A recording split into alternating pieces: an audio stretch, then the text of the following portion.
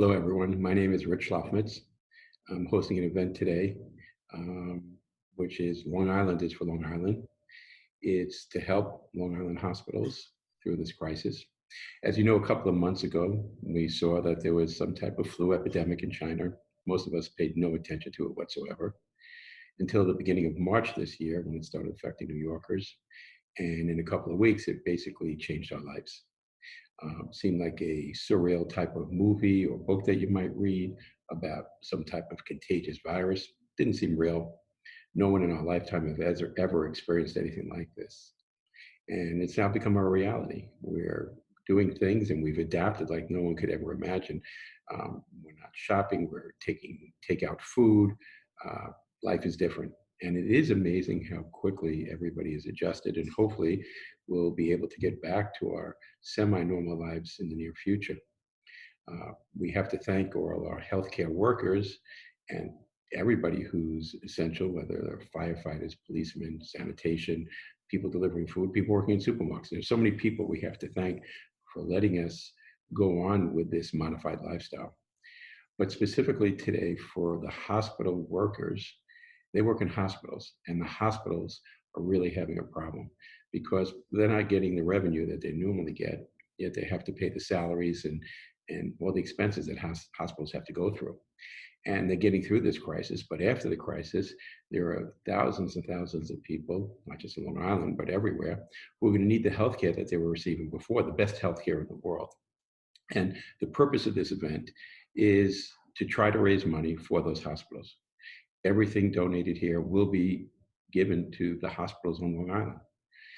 We have a site that you see at the bottom of the screen that'll tell you how to get on and donate. You can do it with credit card, Venmo, and if you do donate as little as $5 or $100,000, whatever you give is going to be appreciated. Every nickel. And we know it's hard for people to give now. You're out of work, many of you, and you do need your hospitals. So whatever you can dig into your pockets and think about giving, it's really important. So we have a very amount of people that you can see today. Some in entertainment, some in sports, some in elected officials, some healthcare workers, and each has a different story. And I hope you find it interesting or possibly entertaining. And they gave their time to try to raise money for the hospitals on Long Island. And I hope that you find this educational, informative, entertaining, but dig into your pockets and help us. So you can pick the different people who are on this individually or watch the whole event. Either way, anything you do for us, we help, and I appreciate you listening. Thanks so much, and stay safe. Hello, everyone. We're here now with Howard Stern. He doesn't really need an introduction, and I can't thank him enough for taking the time to talk with us. Howard and I have spoken over the last couple of weeks about this terrible crisis that we're having, and we were really just discussing the stresses, not only the people, but the hospitals and the hospital workers have been facing. And the purpose of this event is to just get to have people see different celebrities and physicians from around the world, just to hear things. But at the end of the day, we're trying to raise money to help the hospitals and the workers get past this terrible crisis. Well, I just want to say hello, and I don't know how you have time to raise money for anything. You are the busiest man I've ever met in my life. And I'm not wearing my bandana. I was going to, but I think it was okay. It doesn't transmit on computers, Howard. We're good. We're all right? Oh, I thought you said it transmits on computers. No. We're all in big trouble. But no, I wanted to thank you, first of all, for being such a wonderful surgeon and a wonderful guy. We met first when, of course, my mother was in the hospital for her heart surgery, and you were so kind and generous to her. And it's that kindness and generosity that you show in every situation. I don't know how many people who are watching this know you, but you are a phenom. I mean, every time I call you, you're awake. It's either like 3 o'clock in the morning, 2 o'clock in the morning. I think I once called you at 2 o'clock in the morning to discuss something with you, and I said, well, I'll leave a message, and you pick up. I mean, I'm more worried about you than anybody in this whole crisis because A, we need you to stay healthy. You're so brave, and you're just phenomenal, as all the healthcare workers are. But you're partially responsible why I'm a physician. I don't know if you're aware of that, but no, I've never heard this one before, and you and I have talked a lot.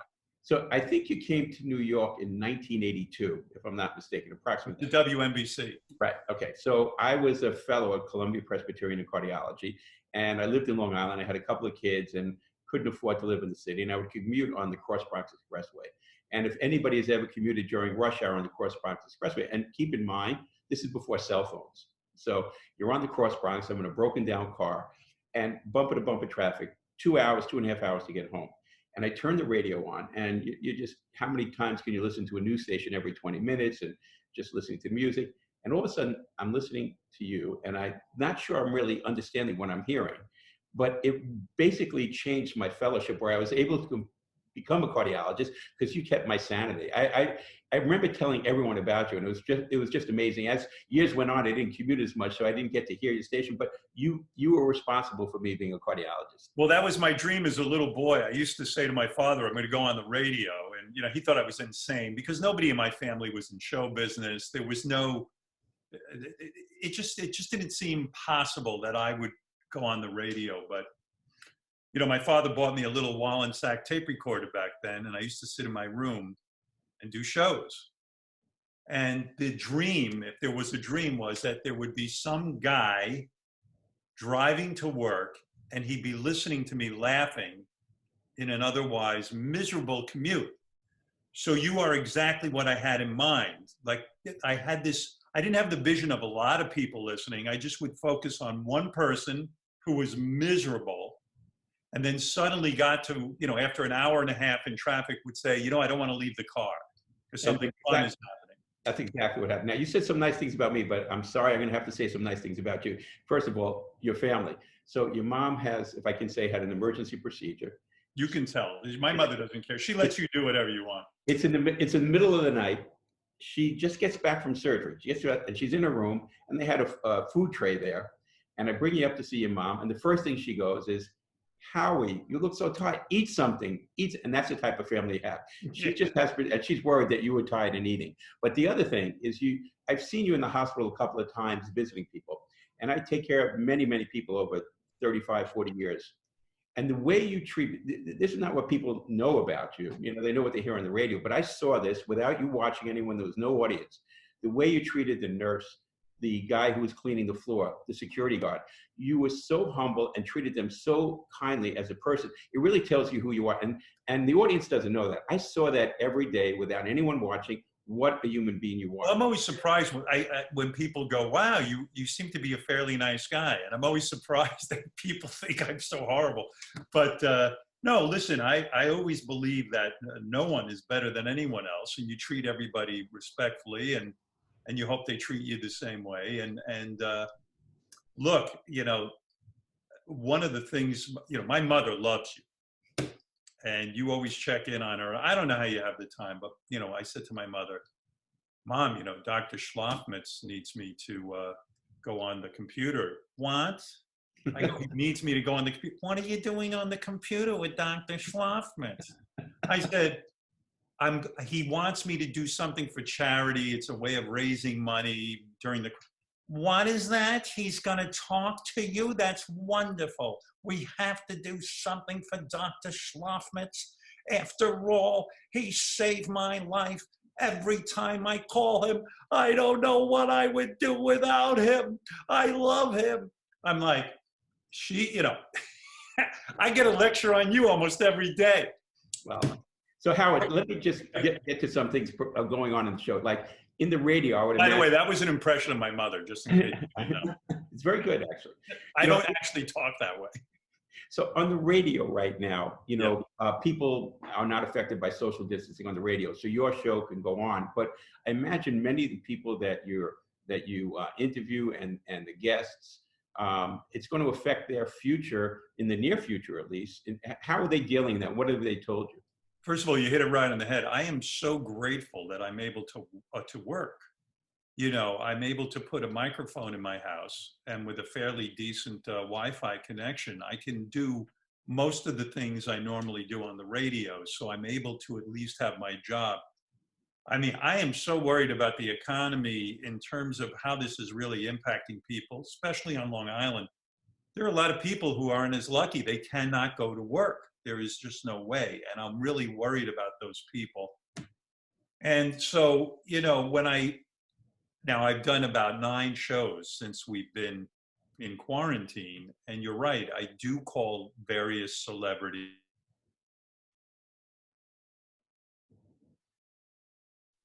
It's great to talk to people about show business, but the other thing is I'm getting to talk to them about how they're handling this crisis. And you want to know something, Dr. Shlofmitz? Nobody seems to know what to do, because a lot of the people are in the concert business, and not just the lead guy. Like when I was talking to Adam Levine, he had a big tour planned. You know how many people are unemployed because he's not going out on tour? And these guys really do feel it. They feel a sense of responsibility. You know, we've got some really great people in our country who care, much like you. I mean, no one's greater than you. I mean, you're like God himself. But I see, like, it was weighing heavily on a lot of people that they couldn't go out and tour, not so much for their own living, but because they were worried about the people who work for them. So this thing is a mess, and you know, I don't know what's going to be, but you're absolutely right. There's a lot of anxiety, a lot of agita, and no one knows quite what to say or do. And you know, one of the things I found in talking to you, I called you at the beginning of this thing, and man, you calmed me down. You know, you were talking to me about what this virus is, about how a majority of the people can stay at home. They can get health care by of course, if there's an emergency, but for the most part, stay home, take aspirin to control the fever. And so you're a very calming voice. But a lot of the people I speak to, particularly in show business, just don't know what to think. And right now, the rock stars and the movie stars are you and people in the health profession. And you know, I'm just moved by what everyone's doing, and I'm moved by what you're doing.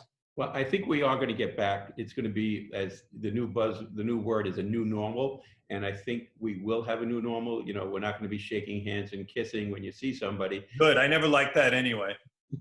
I always hated it. I used to scream. You know, I'm a germphobe to begin with. The whole process of shaking hands. I mean, how many times have you shaken someone's hand and it's a wet mess?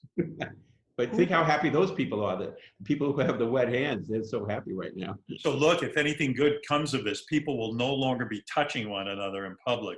What do you think we'll go to? A bow, maybe, like the Japanese do or something? Yeah, absolutely. Hey, how lucky are we have a full head of hair, huh? Look at you, look at me. That's right.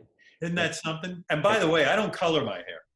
No, neither do I. I have some gray hair, if you can see, but I bet you have a few more since this thing started. Absolutely. But so are you doing a lot of heart surgery, or have you switched? So what's interesting is St. Francis Hospital is around 300 beds.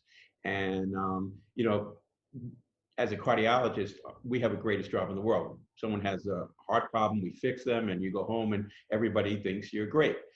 This totally brings us back to reality, what many other physicians deal with every day. Right now, 80% of our hospital is COVID patients. Every unit, we have 6 intensive care units, 5.5 of them are devoted to COVID patients. And what's amazing, you know, the nurses, they're the ones dressed in full gear in there every day with people that potentially could put them in a life-threatening situation. And these are young people just really just working shift after shift. It's amazing what they're doing, but it's changed what we do. I spend every day talking to families, trying to walk them off the ledge. They just, because they can't come visit anyone. Imagine you're dropping off a family member and you're told you can't visit them. I mean, it's just. I know. The producer of my show has his father-in-law just passed away from this. They couldn't go visit him, and now even with funeral arrangements, I mean, he received last rites. There was some priest that was somehow able to come in or something. I don't know what happened, but he died alone. No one could visit him, and they're distraught at the thought of that. But they did say that the healthcare professionals that were involved with him were so loving afterwards, and like talked and said, yes, somebody was with him, you know. But I mean, it's horrible. Well, on a positive note, though, it does, you know, we're decreasing the admissions. That is happening. Right. And, when I spoke to my colleagues overseas, there will be an end in sight. I'm hoping our economy gets back there. We're going to have to be creative in restaurants. I know I love to eat out, and it's. Oh, do you ever? I know, I'm not going to say your favorite restaurant, but you must be really jonesing for that place. You love it. It's hard not to eat out. It's going to be difficult to get back there initially, but somehow I'm going to try to figure it to eat without a mask. But Howard, you are so gracious to do this for us. And I love listening to you, and I really appreciate the time you spent. Well, listen, you know how I feel about you. You know, when you called me and said, come on and do this thing, I would do anything for you. You're just, anybody who knows Dr. Shlofmitz knows what I'm talking about. He helps everyone, not just the mother of a celebrity.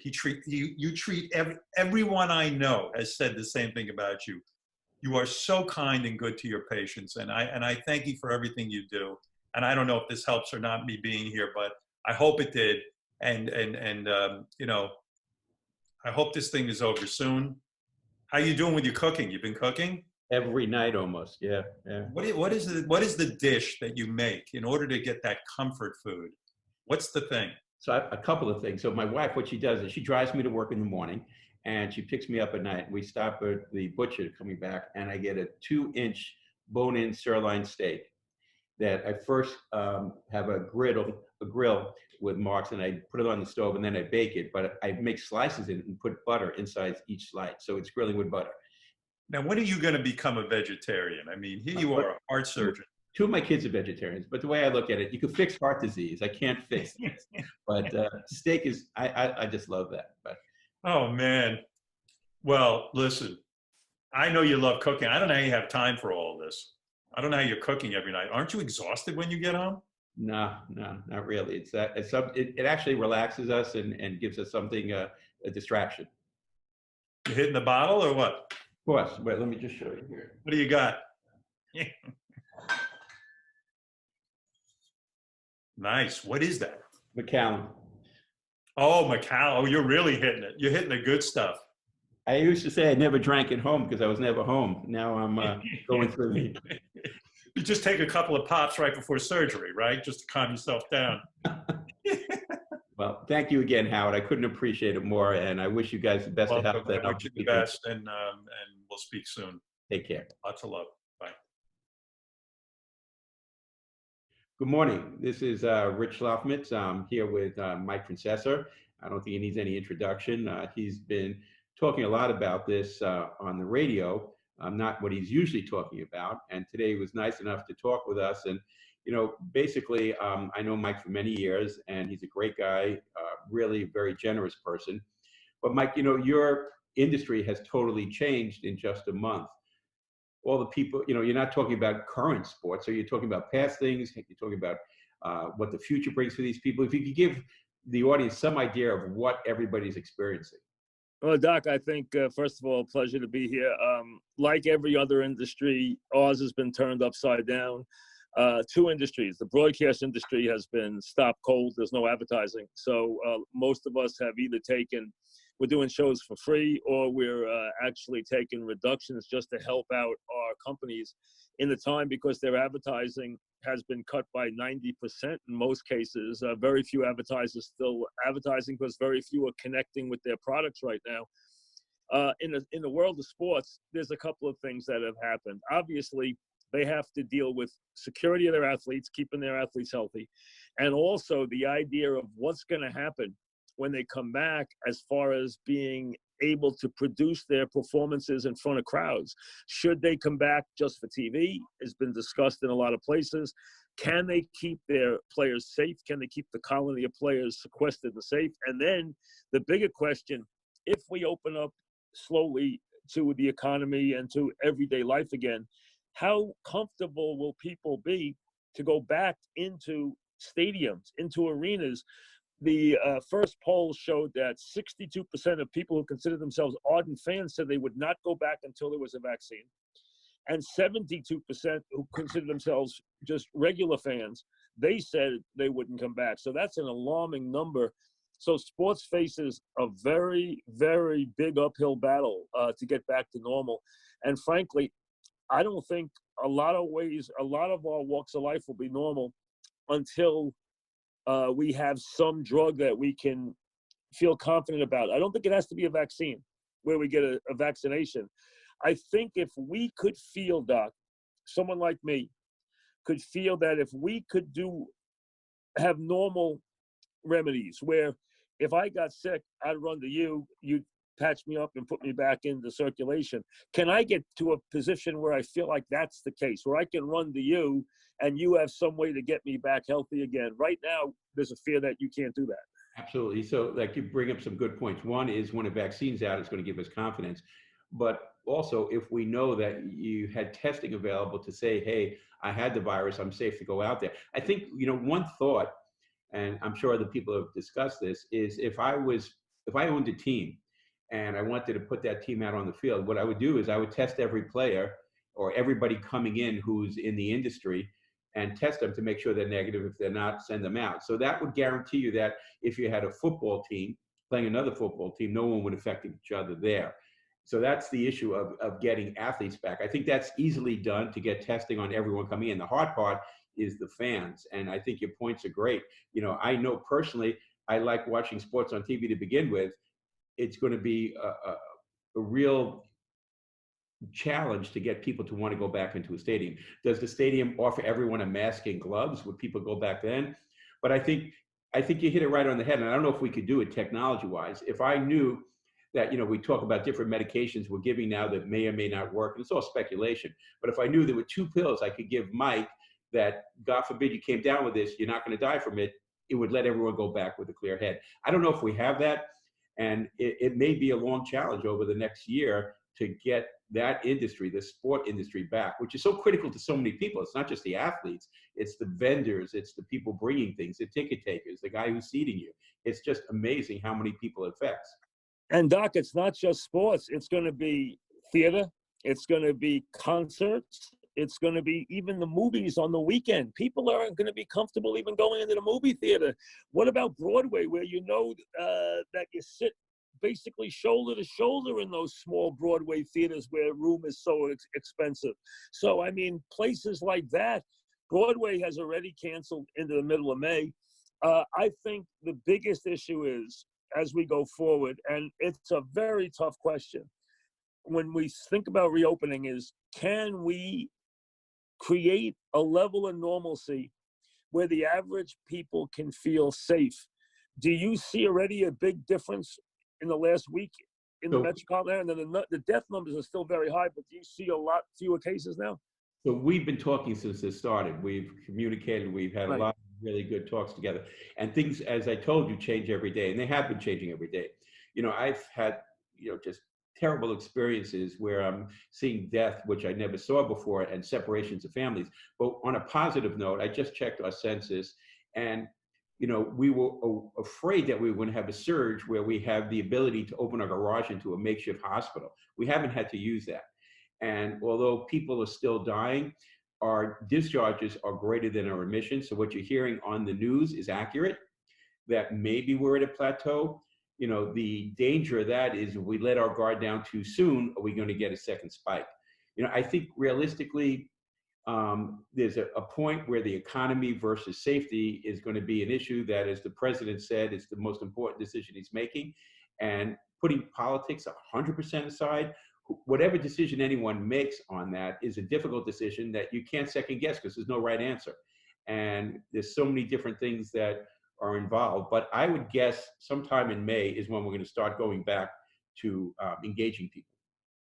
Do you have as someone who has a lot more information and understands this a lot better than I do, or the normal people do you have a very real fear that if we come back and just begin fairly normal life with some safety provisions thrown in, but people are going to be on buses and trains and subways and the like, do you fear there could be a groundswell that would equal or surpass the first wave?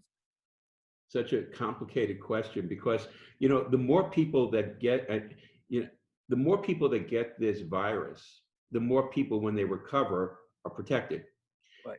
And I certainly wouldn't state, hey, everybody should get infected because 98% are going to be fine, because a 2% number is insane in terms of complications.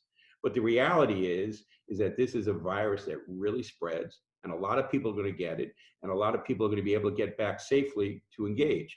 So I think the answer, we've talked about this before, is testing beforehand and testing antibodies afterwards. I think there's I saw on the news, there's a finger stick to test for antibodies to show that you've been infected. Wow, wouldn't that be great if we could get that for everybody? And if you and I knew that we were infected, oh, I was sick 2 weeks ago, I don't know if it was bad or not, and I can go back. So I think the answer to get everybody comfortable is testing. Is that reasonable, Doc? Can we get enough tests to do that? That's going to be a challenge, but the more we get and the more industry, instead of focusing on certain things, we should be focusing on testing before and after. That's the real answer until the vaccine or a pill is out there, is to give you comfort. Look, if I had a restaurant and all 10 employees had antibodies, I could open up, I'm a COVID-free restaurant, and if you are not infected or you've had antibodies, I'm going to feel comfortable going there. So that's the way to slowly introduce it, in my opinion. And I don't know how quickly it'll take for industry to get that out there, but that's what I would focus on. Doc, first of all, you should be commended for the work you're doing with this. This is a very good idea. Number two, I worry about the hospitals because I know the hospitals work on such tough economic issues and such margins, and you've had to cut out such elective surgery and stop what you've been doing. Plus, you've been overrun with the amount of overtime and extra people and everything else. The hospitals must be in a tough place right now. All the hospitals are. You bring up a great point. And the purpose of this whole thing is to try to raise money for hospitals on Long Island. We're really hit hard. Hospitals make money on cardiac procedures in general. Cardiac surgery, electrophysiology, angioplasty. Those are procedures where the reimbursement's pretty good for a hospital and the length of stay is small. Historically, when we have people in the ICUs who are sick with non-cardiac issues, those are loss leaders. You don't make any money on that. So we were, let's say, 97% cardiology a month ago. Now we're 85% non-cardiology, and our staff is working overtime where the hospital administrators are paying people, for overtime, double time. And we have a run on these PPE things, that masks, gowns, gloves, that we never had the need for that volume. And now you're paying extra for them. And just think about antibiotics. We have all these people intubated. They need to be sedated and they need to be relaxed. Those are not medications we use that much, and we're going to run out of those eventually if we don't get that. So it's just our whole process changed from a cardiac center to now taking care of this viral center. And the cost is just amazing. But our administration, as well as other hospitals around Long Island, they're doing everything they can to do the right thing. It really is something to be proud of. Doc, one last one from me is, do you think your hospital has to look normal before we reopen the economy? Do you have to look like a regular hospital again, or can you do it when you're not at normal strength or you're not at normal conditions? So unfortunately, this is like a movie that's a sci-fi movie where you hear an asteroid or something's coming, and we're living it, but it doesn't seem real yet, right? We're in the middle of it, and it's some of the sun, like, when are they going to shut this channel off? Right. But we all heard the new word, the new normal, and there's going to be a new normal. So hospitals, at least our hospital, are looking at how we're going to isolate to give people comfort that if you come to the hospital, you're not going to die. And that's the worst fear. People say, what happened to, I saw an article, what happened to all the heart disease? What happened to GI bleeds? What happened to heart failure, right? Well, if you look at the numbers, there's a tremendous increase in heart attacks, people dying outside the hospital. Because if I say to a patient, come to the hospital, that's the last place in the world anyone wants to go to now. So your point is well taken. We need to make a hospital a safe haven again, not one where you're going to get sick and infected. And we have plans for that. We will eventually, when we have the testing, isolate. Anyone coming into our hospital can be tested. You're negative, you go into the main hospital. If you're positive, you go into the viral section. So that's going to have to happen across the board. You need to make people safe to go back to hospitals. Yes.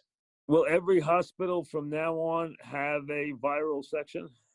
I can't speak for other hospitals, but just common sense tells me if you want to control this until this is gone, we're going to have to segregate people who have it or don't have it, just so we can go back to normal operations. We don't want our operating rooms. Right now, when we do an angioplasty, it's an emergency angioplasty. Everybody's dressed in their spacesuit because there's a high risk of contamination. You certainly want to take down your first responders to this and get them sick. So we have, what we set up is we have teams we have 20 interventionalists. We have 5 teams of 4. So if a team goes down, we have another team that can go in. And we're just going to have to be real safe and careful going forward in the future. Well, listen, I wish you luck with this. You'll do a great job. And again, congratulations. It's a great idea. And, I know the hospitals need it. So whatever we can do, we're proud of you guys. And again, we've been sitting here doing nothing. We've been sitting on our hands. So to people like you and all the people at the hospital and the people who are working around the clock at the hospital and are really in the middle of this, our hearts go out to you, and we thank you for all you've done, because, we've been sitting here and letting you guys, or allowing you guys to fight this thing every day while we do nothing. So I feel helpless in that regard. So you should be commended for all you guys have done, and hopefully you can get back to normal before too long. Thank you, Mike. You have a great holiday. Take care. Thank you, Doc. So it's my pleasure to be here with Susan Lucci, and I don't think she needs much of an introduction. I got to meet Susan initially through her husband and eventually worked with her. But my wife knew Susan for many, many years. She always told me about Erica on her incredibly long-running, successful daytime television program. And what was interesting, when my wife and I got lucky enough to know Susan as a person, my wife said she's exactly opposite the character she was on TV. The character on That's TV, good. she said she couldn't believe it. I mean, you're the nicest person. When you go out with you, you're not just nice to the person you're with, you're nice to everybody around. I've seen, we've been out to lunch or dinner, and people come up to you and you take the time to speak to everyone, take a picture, sign an autograph. But she said, Rich, you would not believe who this person was. She was the most evil woman on the planet. Now she could be so nice. So you're amazing at what you do. And thank you for coming to talk with us today. The purpose today is to raise funds for Long Island hospitals. And I know you do a lot of work for the American Heart Association. And thank you for coming. Oh, it's my pleasure. I'm so happy to have this opportunity, Rich. Thank you so much. Great to talk to you. You talk about somebody who's good at what they do. That would be you. Thank you. Thank you. Now, you yourself have been involved personally with heart disease. And, what are you doing for yourself right now? You're isolating, I imagine, like everybody else. Just like everybody else. Helmut and I are staying in. We're staying put. We are isolating. He's cooking a lot, however, Rich. I'm going to come out a lot fatter than I went into this quarantine. Absolutely. I started my diet 2 days ago because I've been really bad. A lot of patients who have what you had, if I could say on Sure, absolutely. that you had a stent, and this is a person who looks as good on the inside as she does on the outside, except that she had a blockage in the main artery of the heart, but no damage was done to the heart. And she ended up getting a stent, and since then it's been around a year or so, and has been feeling well and active and doing all the things she wants to do. And questions that patients would send, and I get 20 of these a day, is am I someone at high risk for this virus because I quote unquote have a heart situation? And I'm told that if you have a heart situation, it's something to be concerned about. But the thing is, I don't believe that you or anybody with a stent who has normal heart function is at an increased risk with this. You're not immunocompromised. You're otherwise healthy. There's no damage to your heart muscle. Your heart is strong. And the fact the stent's in there means that the flow is going through your arteries. So you're at no more risk with this particular cardiac condition than a normal, healthy person that's otherwise affected by this. People who are more high risk are people who have immunosuppressive diseases or on medications, people who have lung disease. But you're not at increased risk.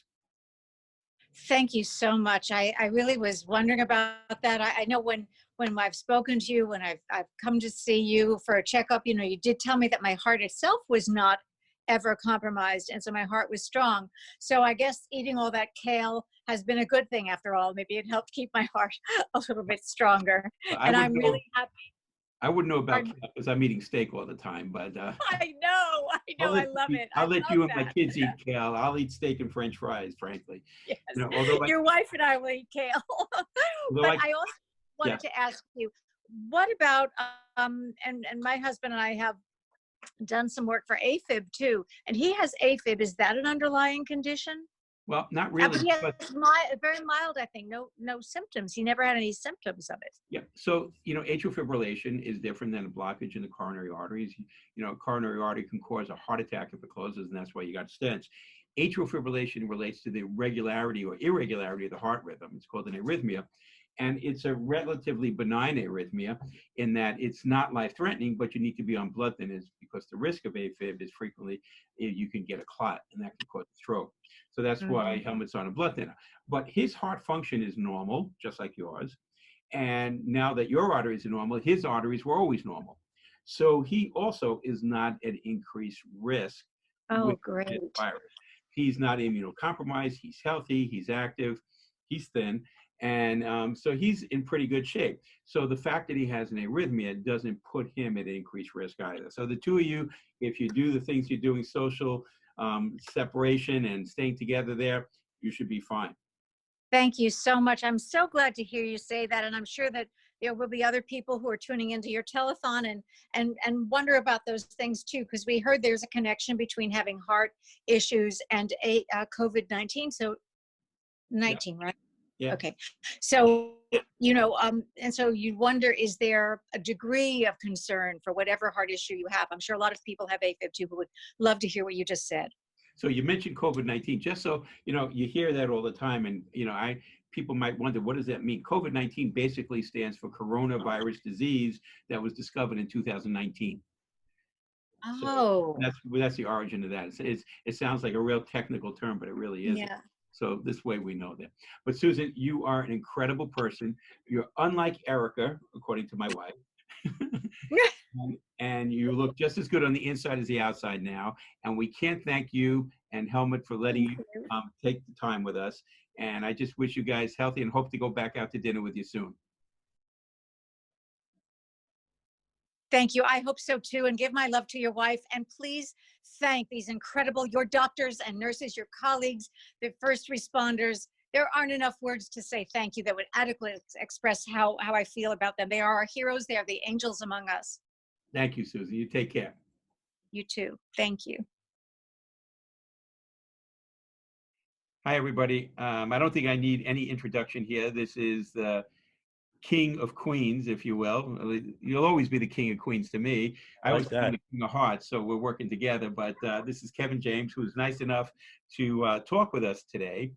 And before he talks with us, I got to tell you, a lot of people think that Fred Astaire is a great dancer, and other people think Gene Kelly. But my favorite movie, my all-time favorite movie dance scene is you and Will Smith.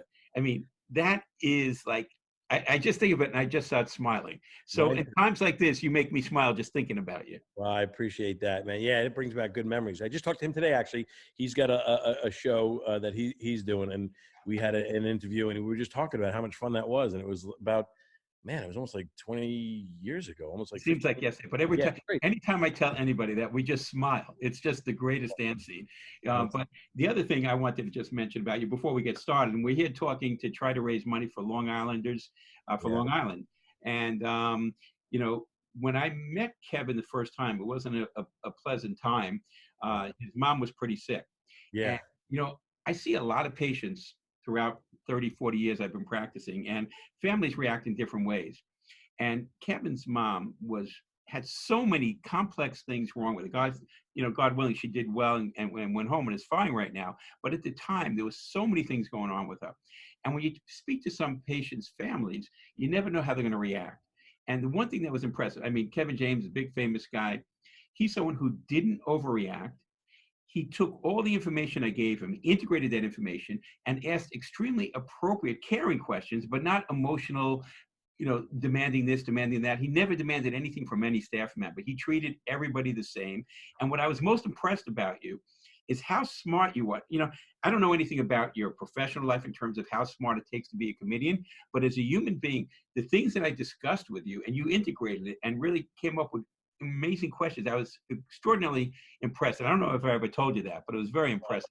It's very sweet of you, but I got to say that really it's to your credit, because coming in on a situation like that, I remember the day I walked in on that, and there were so many problems. And my mother, she was beyond, she was beyond gone. It didn't look good. I saw a look at my mother's face that I've, obviously never seen before. And it was crazy because people were running around and things are going on and questions. And me and my brother were there and my sister. And it was you who, it was a true leadership situation where you didn't sugarcoat things. You just said, this is what we got to do. And it was like watching like Tom Brady, like a master quarterback, just take over a whole situation. And throughout that whole process, that's what blew me away about you is how because you had everybody from her, from her liver, they had to watch her kidneys, her and this and that. And each doctor's got their own little specialty that they have to work on. And you being in cardiology, which the way you handled all of that and our family. And I've got to say, I've never, ever, the caring and the phone calls, and it can never be easy with any family, I'm sure. But it was incredible what you did, the effort you put it in, and I'll never, ever forget it. And it absolutely saved my mom's life. Thank you. So I thank you. I appreciate that. But now let's talk about you and what you're doing. So you are in the entertainment business, and now I see it looks like you're in a 2-car garage there, at least there behind, right? Yes. Yeah, I shelled up in here. Right. So you're inside, you're stuck in a garage, but what do you do when this is over or when it gets over? Have you been in communication with the people? Because you do live entertainment, you're doing TV and things like that. Have you been in touch with industry to figure out how you guys are going to react with this when it's over? It's funny because the stand-up right now has been put on hold for obvious reasons because it's a big group gathering, of people, and you don't want to risk doing that and have anybody get sick. So that's kind of put on hold for right now, and I don't know where the end is for that and when we'll be able to get back to that. It was interesting. I just talked to Ted Sarandos, who he runs Netflix. He's the main guy at Netflix, and we have a show that we shoot here on Long Island at the Gold Coast Studios right now. It's a NASCAR-based TV show sitcom that we're doing for Netflix, and he was he sounded pretty positive about like hopefully getting us back there pretty soon and in a certain way because of the fact that look, the show employs, there's a bunch of people that that help with the show, that put the show together. I mean, hundreds. But when we're filming over there with our crew and our producers and writers, there is a way to get like a limited group, and we do shoot in front of a live audience, which we wouldn't now. He said if we can get back, and it's a matter of if you could at some point get everybody safely in there and controlled, and no one's everybody's tested and everybody's clear. There may be a way to get back to it pretty soon as a way of doing it. It's much. Yeah, Go ahead. Netflix. I'm sorry, Netflix. If you get people tested and when they're not acting in front of the camera, they have a mask on and gloves.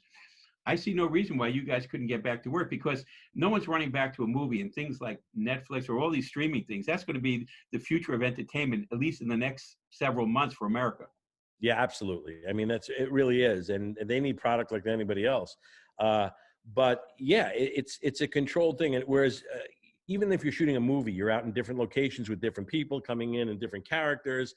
A sitcom is at least controlled in that way that you have the same people every day and that you can kind of, quarantine in a way yourselves and still get some work done. But, it's yet to happen. I don't know if you could talk about it, but this is going to be a series on Netflix or? Yes. Absolutely.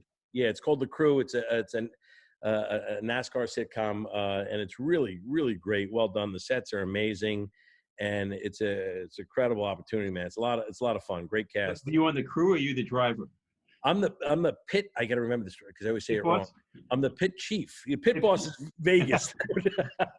That would be one of those guys. Yeah, I'm the crew chief. That's what I am. So I run the shop, and all the race car drivers and stuff like that. And it's really an interesting world that I've been growing, more and more close to. I've always kind of been a fan on the outside, and even I remember as a kid drawing pictures of Richard Petty's number 43 car, but I never knew much about racing, and just here on Long Island, you don't grow up with NASCAR really. I mean, typically. I had a Matchbox car once. Yeah, that was me. That was about the extent of it. And the more I learned about it and found out about, and follow the sport as I was going on, and it's fascinating how it works. I always just thought it was people just racing around a track and it's all right. First guy wins after 400 laps. But it's amazing, the sport, learning about that and the strategies and stuff. and it's an incredible world. When do you think that's going to be airing? Yeah, any idea? Or Well, hopefully it was going to be airing in September, and hopefully it still will be. We can hopefully still make it if again, it depends on what happens with the world. If we're, I'm looking really, forward to seeing it, and I yeah. really can't thank you enough for spending just a couple of moments with us here today. No problem. And anyone who loves Kevin the way I love him, think about Long Island and help us out. And I wish you and your family the best. And Thank you. wait to see you in the pit. Anything for you. I'm telling you, you're the greatest, and I know what you're working on now. You're selfless, and it's really fantastic to have people like you in the world. Thank you, Doc. So I'm here with Ralph Macchio, and I'm really honored to have him on with us. This is about Long Islanders for Long Island, and you can't get more Long Island than Ralph Macchio. He's a famous movie star, and unlike other movie stars, he's still here on Long Island. And unlike other movie stars, he fell in love with his high school sweetheart and is still married to her after all these years. So he's a little outside the box. But what's impressive to me about you, Ralph, and we've never really spoken, and we know each other through mutual friends, is that how many people in their lifetime are stars of two movies that they're the type of movies that when they come on TV or you go to some type of streaming thing and you watch it, you can watch it 1,000 times. There are a couple movies in the history of movies. There are a couple movies like that. You can't watch them enough. The Karate Kid and My Cousin Vinny. It doesn't matter how many times you watch them. It's like the first time. And that's got to be such a great feeling that you can make so many people around the world feel so good. And you do. So listen, it's the gift that keeps on giving. It's amazing. The Karate Kid certainly is in the zeitgeist still to this day. And with the Cobra Kai series we now have on, which is picking it up 36 years later. And just the fans have just come to this big groundswell of revisiting these characters, yet telling fresh original stories. And My Cousin Vinny, to me, I call it the late for dinner movie. Because if it's on, you're going to be late for dinner because you just have, it's just like one more setup pays off. Next setup pays off. Interesting. Those films are so different, but yet it's still overcoming the obstacles and rooting for the underdog at the end of the day. And I have a couple, I've gotten lucky more than a few times. And over my shoulder, I see I have The Outsiders poster up there, which is another film that launched a bunch of careers. So I'm blessed in that way, and especially during this time to be able to shed a little bit of warmth, positivity, light through storytelling and touch people in a certain way. I'm just the lucky guy who got the part, Well, you did more. I think it's a little more than luck. It's the right place, the right person, the right time. And you just touched upon the new series you're in. I was reading about that. Could you tell us a little more about that? Yes, Cobra Kai is turned out to be a big hit. Our third season is coming up soon. We're waiting on the release date of that and where that's going to land.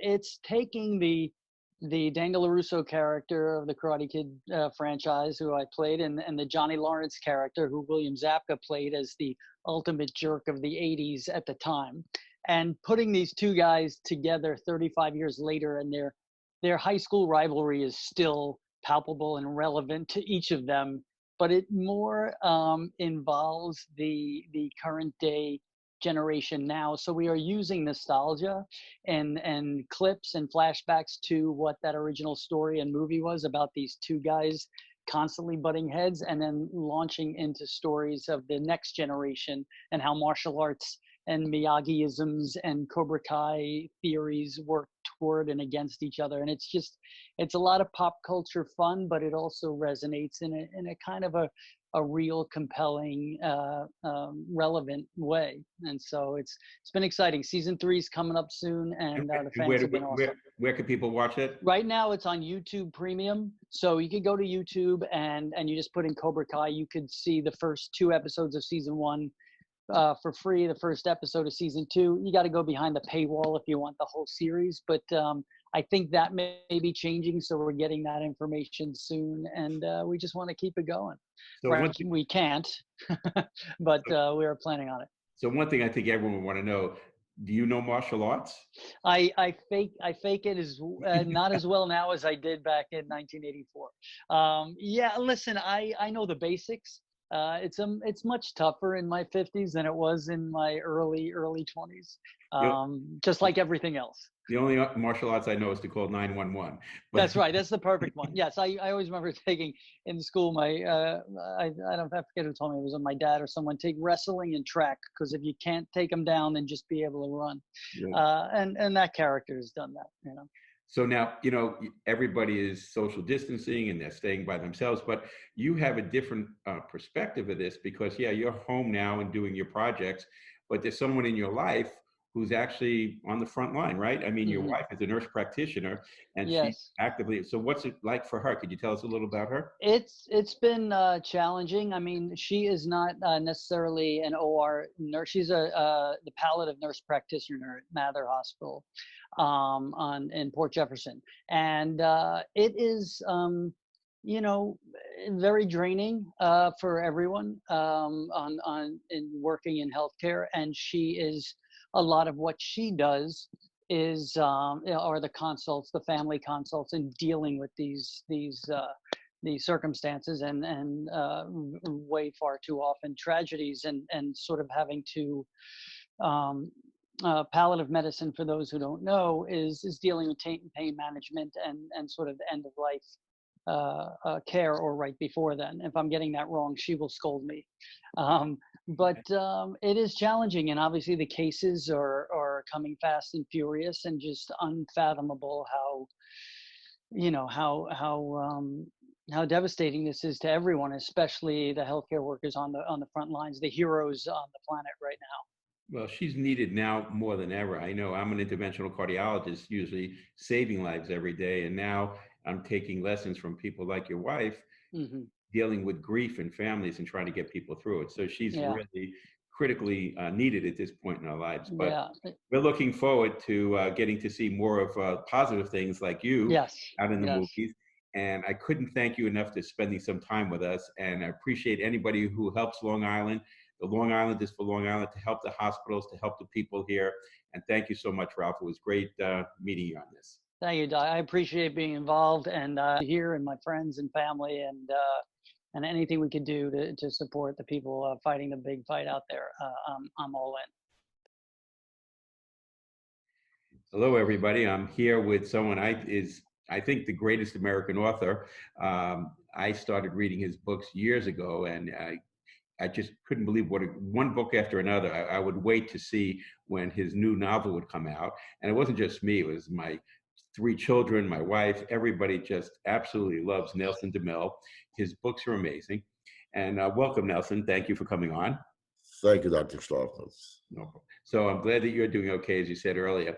You know, when you write novels, what I've noticed about your novels is that a lot of it comes from your own personal history. You're from Long Island, you fought in Vietnam, and a lot of your amazing characters and settings are things that if you're a Long Islander, you relate to them, whether it's the Gold Coast or out east in the North Fork, or when you were in Vietnam, you fought in Vietnam. So a lot of things you write about are from your own personal history, and then you expand on it. What's amazing about your novels is that they're realistic, and that you could believe that all those events could happen, and they're exciting, and you relate to them. And it's just, you are a Long Island legend. And that's what we're talking about here now. So the first question I have for you is, you've never written quote unquote supernatural type novels. Has this crisis stirred up some thoughts in your mind that, hey, I may write something about this, maybe make it a mystery like it was terrorism or something? You know, it's a good question. I can't tell you how many people in the last month have said, can you write a novel, what we call in the business the epidemiology novels, that you might remember were kind of popular in the 70s. There were a number of them out. But, you know, when you read them, you say, well, this is, you know, this can't happen. Or I think most novels would be intimidated just to try to stretch their imagination to come up with what has actually happened here. So I think I would leave that one alone. But I do want to say something. You mentioned Vietnam, and I was an infantry platoon leader, and I led a rifle platoon for a year in Vietnam. And I saw courage and I saw bravery, but I have to say, I've never seen anything like with the people in the hospitals, the nurses, the doctors, all the staff, are doing. They're just absolutely amazing. I am absolutely in awe. That's nice of you to say, but somehow us looking at what you guys did over in Vietnam seems pretty heroic itself. What are you doing for yourself? Like are you spending time writing, or you're just self-isolating, or are you still on Long Island, or are you traveling anywhere? No, I am on Long Island, but as I say to all my friends who ask me, what am I doing? I said, as a novelist, I'm in lockdown anyway. I've been in lockdown for 40 years. I have an office outside the house, and I'm the only one in the office. I go there, and I'm actually getting, I have to say, a lot of writing done. As things on my mind, obviously, with friends and and COVID, but I find it, the isolation. I am used to the isolation. People around me are not, and I think it's starting to take a toll on a lot of people, psychologically and emotionally. Well, could you give us something to get excited about? For instance, is our favorite detective, John Corey, coming back on the scene anytime soon? Yes, in fact, I'm gonna. The other thing about writing, during this lockdown is I write 7 days a week. So today is a Saturday, and I am going in the office, and I'm writing a John Corey novel, and we're looking. My publisher just got a hold of me the other day and said, can we have the novel sooner than later? And I said, I think it's going to be sooner because of what's going on. I haven't been out with the boys having a drink in a month and a half now. So, and I think a lot of novelists that I know are saying the same thing. Yes, normally in lockdown anyway, but this is like super lockdown. So hopefully we'll get to see a John Corey novel in spring of 2021. Now, recently you did something which I think it was one of the first times you did it. You co-authored with somebody who was important to you, no? Yeah, my son Alex is a screenwriter, and so he has the skills. He had the skills. He knew how to lay out a story. He knew how to pace it. And I said, "Why don't you get into my business? I can't get into your business. I can't do screenplays." So we wrote a book together called The Deserter, which has come out about a year ago and coming out in paperback in about actually in June. The other thing about book sales have actually gone up. Um, every author is telling me this, and I'm seeing this in the trade magazine, Publishers Weekly. Uh, you can say some good will come out of what's going on now. I don't think some good will come out of it. One of it is I think people are getting back to talking to each other and maybe back to reading again. I see this, with book sales, and I see this with people who are actually discussing books now, which you haven't heard about it in a long time. That's really a good point, because how many times can you watch the same news reporters attacking a politician and vice versa? It's the same story every night. And how many times can you watch reruns of Law and Order? So at some point, hopefully people will open up novels and even reread some of them. I just remember the first time your first book I read was The Charm School. And I had no idea what you were writing about. I was on vacation, and I opened up the book, and this college student, if I'm not mistaken, was in a hotel being tracked down and executed. And it opens up a whole new world there that was fascinating. And then I got hooked, and it was one thing after the other. More recently, you have a new hero, not just John Corey, in the Caribbean, I guess going to Venezuela. Is he going to be coming back again? Is a different hero in one of your novels? Yeah, I think so. People seem to respond to these action adventure books, and that was a guy named Mac McCormick, and he got involved with the Cubans, and it was a standalone novel. But we just actually made a deal with Paramount Motion Pictures for a major motion picture with The Cuban Affairs, the name of the book. So probably I'll bring the character back. Also wanted to say, although I never touched on epidemiology in any of my books. I mean, I never made it the crux of the book, but I did touch on it in a book called Plum Island, which I know you read. Plum Island is about the American where we do biological research on Plum Island off the North Shore or North Fork of Long Island. So anybody's interested in that subject, but I think we're all tired of this subject. I don't think anybody I know is reading epidemiology books now. We're looking for escape. And I think books are a good way to do it. Absolutely. Well, you always, when I start one of your books, the only problem is when you finish it, you're hungry for more. And I imagine a lot of people tell you that. Well, I can't thank you enough for coming on with us. I can't wait for your next new book. If you have one of the books turned into a movie and you need an actor, just give me a call. I'll be glad to, do a screen test for you. All right. But if you need anything from us, just let us know. And thank you so much, Nelson. Thank you for all you do. Take care. I'm here with Gary Valentine, and most of you watching this would know Gary Valentine. He has been in many TV shows, movies, and really gets around the country doing comedy to the masses. And I really appreciate you taking the time. I love your facial hair there. I don't recognize you there. I think last time I saw you, we were out getting lunch in Connecticut. And, yeah. I like this look, though. I think I may stop shaving. I like it. It looks Thanks. I've been called Father Time. It's a little grayer than I want, but hey, look, with these times, I'll take it. I don't care. Right. But everybody's good with you, I hope. Yeah? Yeah, absolutely.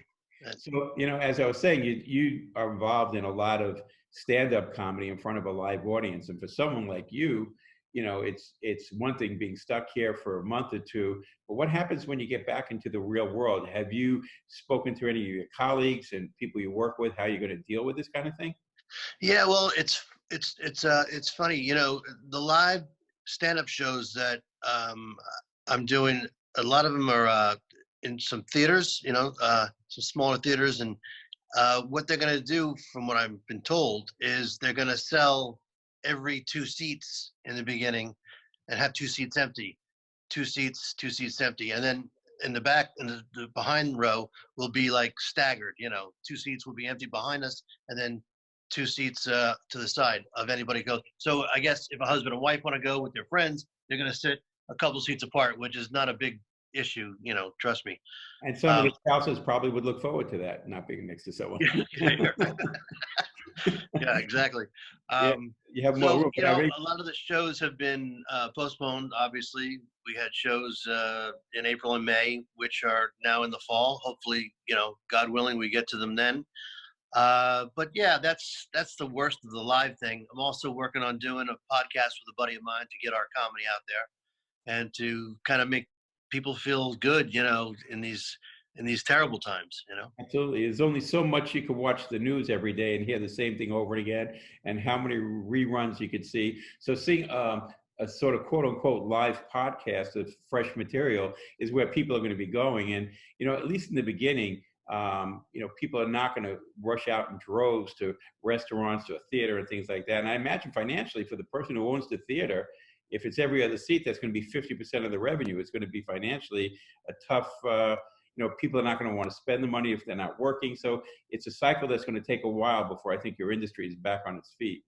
Exactly. And I think, a lot of the chain comedy clubs like the Improv and,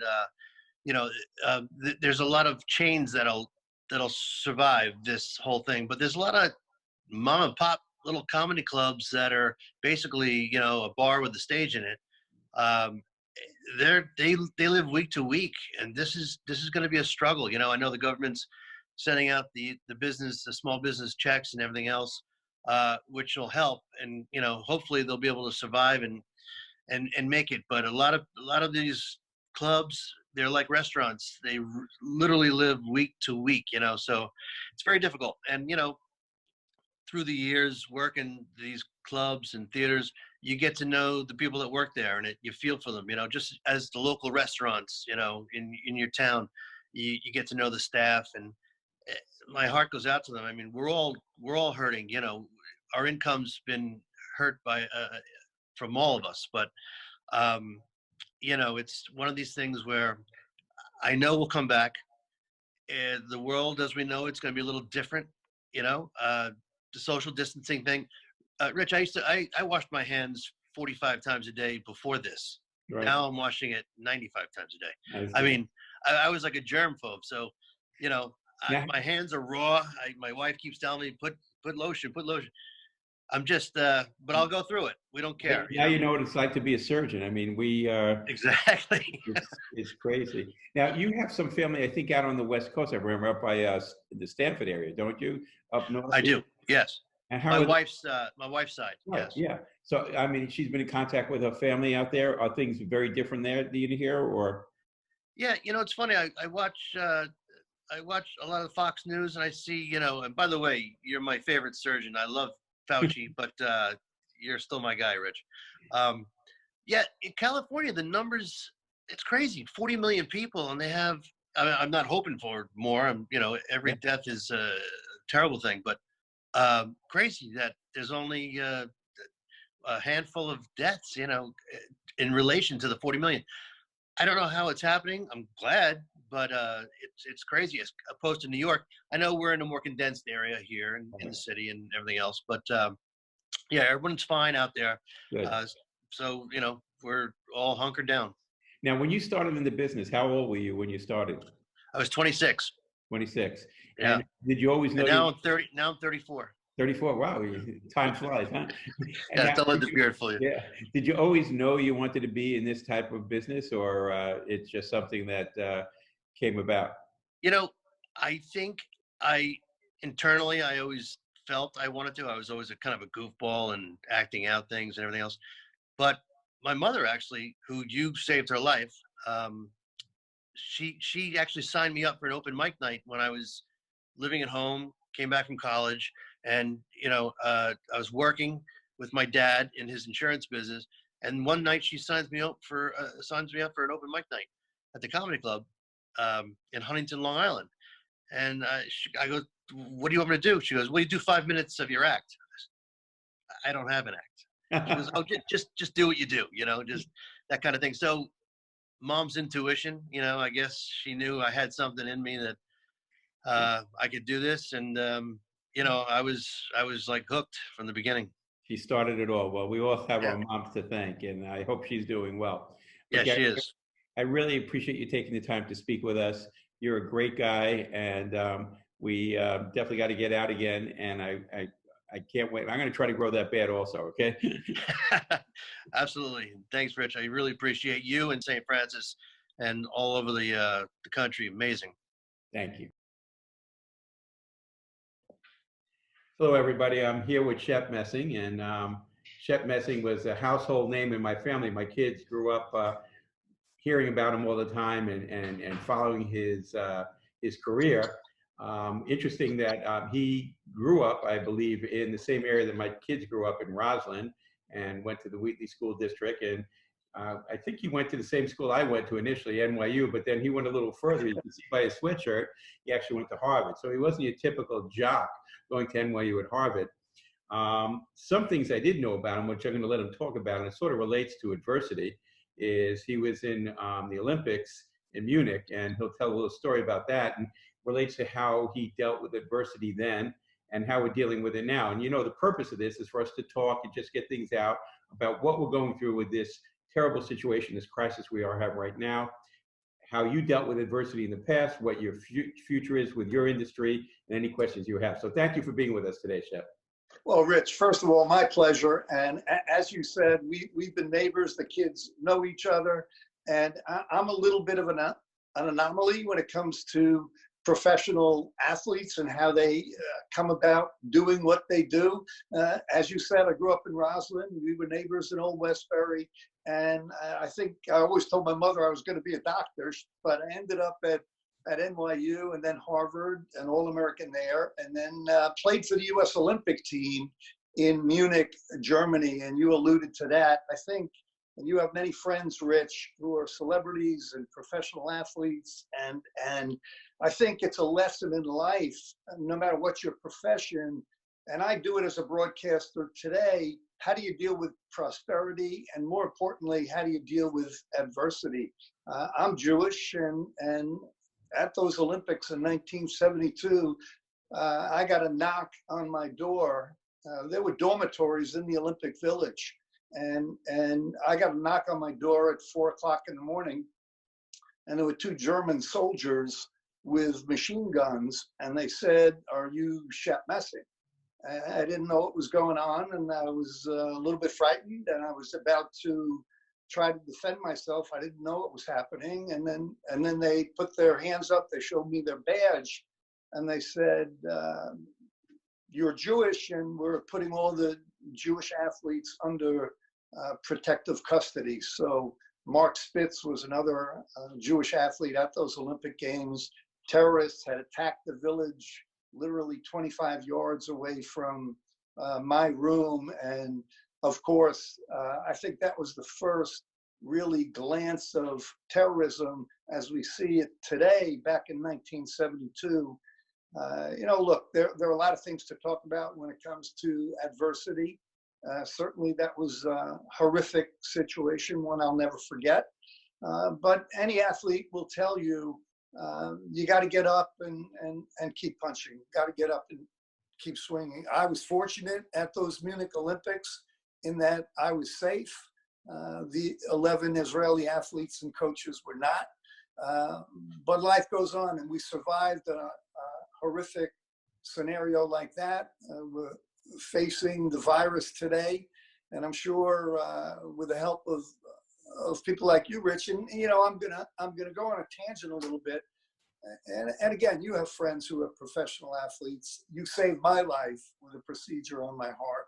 But we play a game for a living, and I have 5 championship rings. And I always never understood when people thought I was a hero or a champion. We just play a game. We play a game we love, and if we're very good at it, we have great success and great visibility. But we're not heroes. I wouldn't want our kids to think that. During 9/11, we saw the police and the firemen who were heroes, and we see it right now.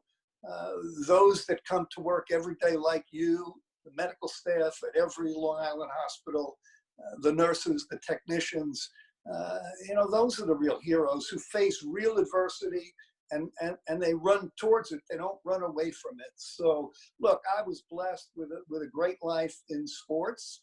And I have had great success and championship rings, but days like today with the virus make you keep everything in perspective. And that's my story, and I think my story for you is, and to all your colleagues, hats off to you. Keep doing what you're doing, and through your efforts and everybody involved with the hospitals, this too shall pass. It should, but it's going to be different for all, especially in the area that you work in right now. What are you doing right now? What's your industry? What are you involved in? Well, I'm a broadcaster. I've been a broadcaster along with Walt Frazier and Mike Breen and all the other guys at Madison Square Garden Network. And we're locked down. We're shut down, right? So I broadcast soccer. You get the chance to talk to the people in your industry, what they're looking at for the future, any plans of what they're going to do to try to get crowds back or to play to empty stadiums?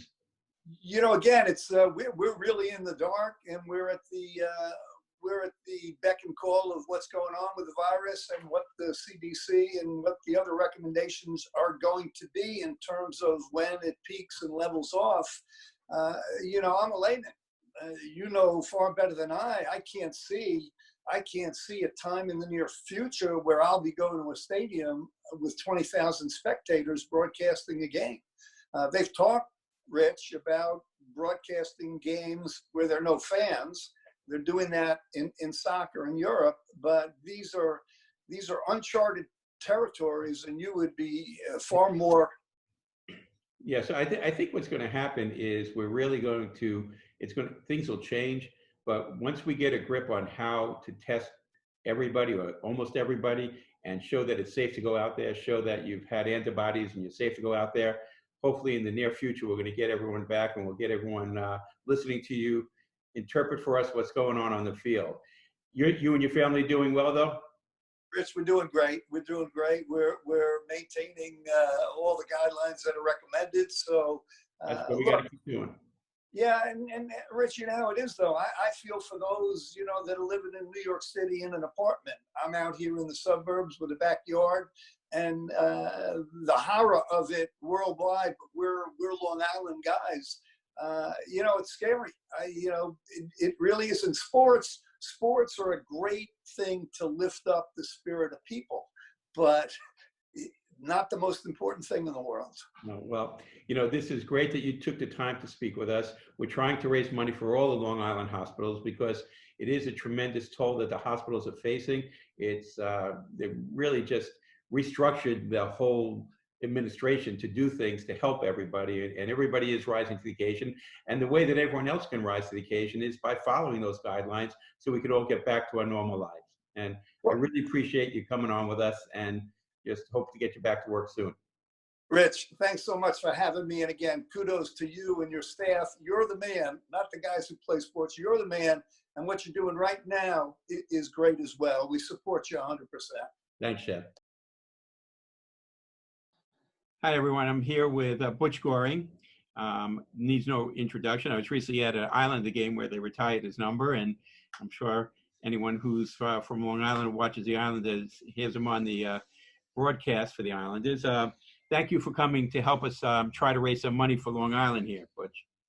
Well, it certainly is my pleasure. I mean, the first responders are putting themselves at great risk, and they're doing an unbelievable job. So I'm happy to do anything I can for them. I'm going to get some stuff out of the way to begin with. First of all, you got to tell me, I know you're from Manitoba, Canada, right between Saskatchewan and Ontario, if I'm not mistaken. You know your geography. And what scares me is that it's north of North Dakota, if I'm correct. Yes. That's got to be cold as anything. What's going on in Manitoba at this point? Well, I just talked actually to my mother yesterday, and she says it's very cold, although they don't have any snow.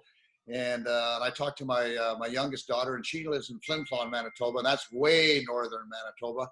And they've got all kinds of snow, and they're right in the middle of winter. So it's cold out there, but they're safe and sound, so that's the most important thing. Is it a big city there, or a small town, or? Well, Winnipeg is about 600,000 people, and then of course Flin Flon is maybe about 8,000 people. So a big difference between the two. Now, have they been hit with the virus up there? Oh yeah. It's obviously not as bad up there as it has been in the state of New York, but they've had some cases. And northern Manitoba, obviously the population is very, very small, so they really haven't been inundated thus far. So we hope that continues, but it seems like that virus seems to take a little time to gain momentum, and then it really comes across like a forest fire. Well, I guess when it's -20, it's a little easier to social distance, right? You got that right. No, everybody's stuck in their houses. Now, another question I got to ask you: how'd you get the name Butch? Well, it's actually a very simple story. When my mother delivered me, in those days you didn't go into the room and watch it firsthand. You waited out in the hallway or the waiting room, and so my dad was out there, and the nurse carried me out to my dad and said, "You have a Butch," and the name stuck. The name stuck. And yes. How long have you been living on Long Island now? I've been here basically since 2011. I bought a home in the Oyster Bay area, and so I love it out here. My wife and I really enjoy it. It's a nice little community, but I was in Manhattan for a number of years before that. So, but we've settled in here, so it's good. It's close to the Coliseum, and certainly will be close enough to Belmont whenever we get there. Well, you certainly were a tremendous part of Long Island sport history. I mean, one of the most incredible runs in sport history you could think of. And it's so glad to be able to talk to you. Now, how are you managing, you're in the for you broadcasting now in the sports, what are people thinking in your industry? Well, we're all a little bored. Obviously, this is a big time of the year. Normally, you'd be involved in playoffs, and that's the most exciting time there is in hockey. So with no sports at all, I mean, you can't even go to, say, baseball, football, or basketball. There's just nothing on. It's all repeats, and I'm not a big fan of repeats. I like to watch things firsthand. So it's been difficult. It's been challenging. I mean, I have a couple of dogs, golden retrievers, that we now have a lot more time to exercise them. So we do that a lot. And until recently, I've been able to get on the golf course every once in a while. So that's I'm an avid golfer, so that's been fun. Although now the rules have changed just recently. So, but it's been tough. But at the same time, it's you do what you need to do. It's a challenge, but you keep your social distancing intact. And you eat more meals than you probably should, because you're just not getting the same exercise. Yeah, absolutely. And has anyone talked about there'll be no playoffs this season? Basically, they cancel that, or? Well, everything is pretty much on hold. I mean, everybody's very optimistic that they can restart again, and whether or not they'll finish out the regular season. Teams have anywhere from about 12 to 10 games left. And of course, there's a couple of teams on the bubble, whether they can make the playoffs or not. So those games could be important. But Gary Bettman has been monitoring the situation, and obviously he'll follow, whatever the governor says, but they're still optimistic that they can get this under control enough. I guess the big challenge, Doc, will be, will we be able to televise the games, or will we have to work from a studio?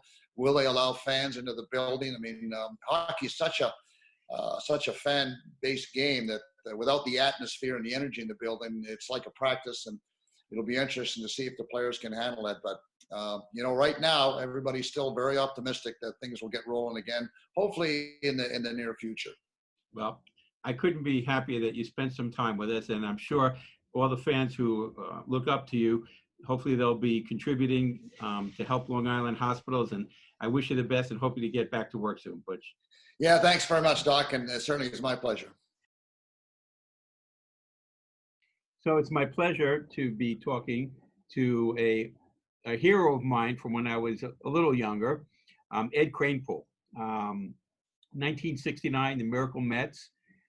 Ed Kranepool was the starting first baseman, and I lived not far from Shea Stadium, and I went to 60 to 81 home games, sat in the last row in the grandstand every game, and I remember the Mets were out, and you'll correct me if I'm wrong, but they were 9.5 out on August 19th behind Chicago, and they clinched you clinched the pennant with Gary Gentry pitching, if I'm not mistaken, beat St. Louis 5-2. Correct. All right. That's correct. And what you may not know is that I was a crazy fan. I went for the World Series on the back page of the news. I slept in a puddle getting tickets, but as kids were, we snuck down from the grandstand. I went down to the first base side, and as you well remember, I'm sure, everybody flooded the field when you guys won. And I actually was hugging you, and there was a picture on the back of the Daily News of me hugging you, right? So that if you have a bad back, it's my fault. I apologize. Well, I'm glad you did that, because obviously we became friends years later, and I needed your services over a year ago. Fast forward 30-something years later or whatever, 69 to like maybe 40 years later, this guy walks into my office and it says Ed Kranepool, and I pinch myself. I say, that can't be Ed Kranepool. Are you kidding? That was one of my childhood heroes. And there you are. So we got to meet again, and it's been an honor and a pleasure to take care of you. And I'm so glad you're spending the time with us. So, over the years, certain medical things have happened with you, and you could talk about it a little, but basically how someone like yourself, who is over 60 years old and you have some medical issues, how are you dealing with this crazy virus? How are you isolating, and how are you, and what are you doing to maybe give advice to people in similar situations? Well, anybody that's a transplant recipient obviously has to adhere to all the restrictions. So I haven't been going out. I've been sitting home for the last month, driving my wife crazy and hanging around the house, because, you were at risk, and you have a bad immune system, because you take so much medication because of my transplant, that I'm just afraid to go out and be in the public eye.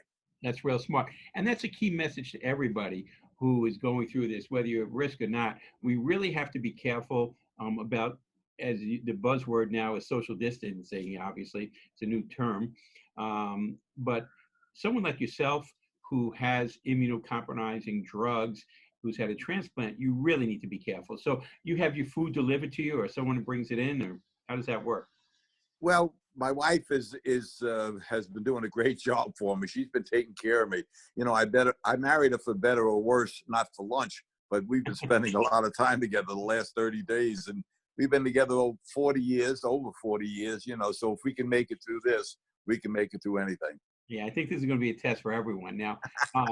So, and when she goes out, she's wearing all the protective stuff. So when she comes back, and she's got the glove and she's got the mask on, she's really doing it. Because I've been out to the hospital, for workups and stuff. So I brought back masks and I have all the equipment. But they asked me not to go out, and I try not to. Makes sense. And that's one of the questions I was going to ask you is, in your situation, you probably still have to keep doctor appointments, right?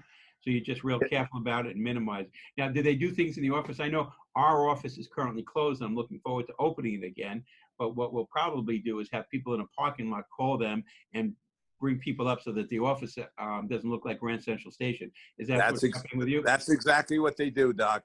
We have to go out to the you know, you have to go out to the parking lot. They'll call you on the telephone, and then you go right into an office. They lock the door, and the doctor will see you, et cetera. You know, so I guess the next time I see you, I'll be doing the same thing. Absolutely. We'll be careful. And we'll be calling to set up an appointment for you. And just going back to memory lane, any people you keep in touch with from 69? Well, I've been very friendly over the years. Ron Sabota was my roommate. Art Shamsky lives in New York, so we talk to him all the time. So we're very friendly. Cleon Jones calls me from New Orleans. He's running into a tough situation right there down there. He's got problems down there with tornadoes, and he's got the virus. So there's a lot of guys. Unfortunately, you know, some of our other guys that live in the area are not feeling well. Buddy Harrelson right now is not doing very well, and Tom Seaver's in California and has got his problems. So as you get older, and we're all about the same age, unfortunately, we've got some medical problems. Well, it's so nice of you to take the time. And the purpose of this is to let people see what everyday Americans and people who are not everyday Americans, are going through. And we're trying to raise money for the hospitals on Long Island to help everybody. And this has been a great, great help. And thank you for your time. And if you ever need anything from me, you know how to get me. Thank you very much, Doctor. I appreciate it. And St. Francis is a wonderful hospital, along with a lot of the island hospitals. I also use Stony Brook.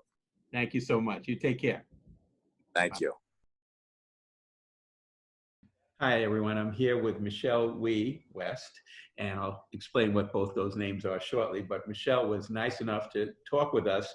She's in sunny California, and she's going to tell us a little about what life is like out there. You know, we were talking before of what New York is experiencing, and it's interesting for everyone out here to see what's happening on the other side of the country. We see it on TV and news, but before I get into this, let me tell you a little about my special guest here. She, as you I'm sure know, is a famous golfer. And I'm not really big into golfing. I grew up in the city, but everybody I talk to, most of my friends are golfers, they couldn't believe I was getting to speak to her. And her name is Michelle Wie, but she also had a new name at the end of it. I don't know how new it is, but the last name is West. And her husband has some pedigree athletes in it too. Her husband, I think, is the general manager of the Golden State Warriors. Is that right? Director of play operations. Okay, But yes, he does. Okay, so he's there. He's in sports, and he has a father who some of you may have heard is Jerry West, who is like one of the greatest sports legends of all time. So I can't wait to see what your children come out as in terms of athletes. I'm sure it's going to be amazing. But it's so nice of you to speak with us. So maybe you could tell us, we're getting, really having tragedy after tragedy in New York. Our numbers, we probably have half the mortalities and cases in the United States. California is so big, it's a little more spread out, I guess, than New York. But where in California are you? What area is Southern California? Yes, we're in Southern California. So, the couple of times I've been out there, usually, you drive to go across the street. So it's not like New York City where everyone's on top of everybody. What's it like out there? Is it as bad as it is in New York, or are things better controlled? We're blessed that we're in a less populated area. We're not in the city. We're not in Los Angeles. So, it hasn't been too crazy, but there definitely has been a shift in people's mentality around the whole thing. I remember going to the grocery market probably like a week ago even, and no one was wearing masks. I was the only one wearing masks and gloves in the grocery store. And then a couple days ago, like a week later, everyone was wearing masks and gloves, and there were signs outside grocery stores saying, "We will not let you come in if you do not have a mask and glove."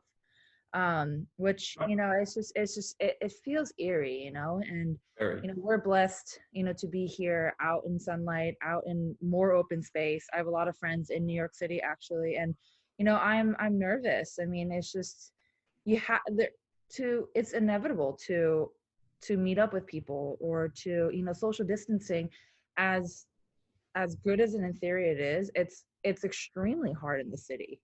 Right. There's many points of contact where you have to go out for essential. I just hope and pray that, all the essential workers, all the people working on the front line have, adequate, supplies and protection, which I know that has been an issue.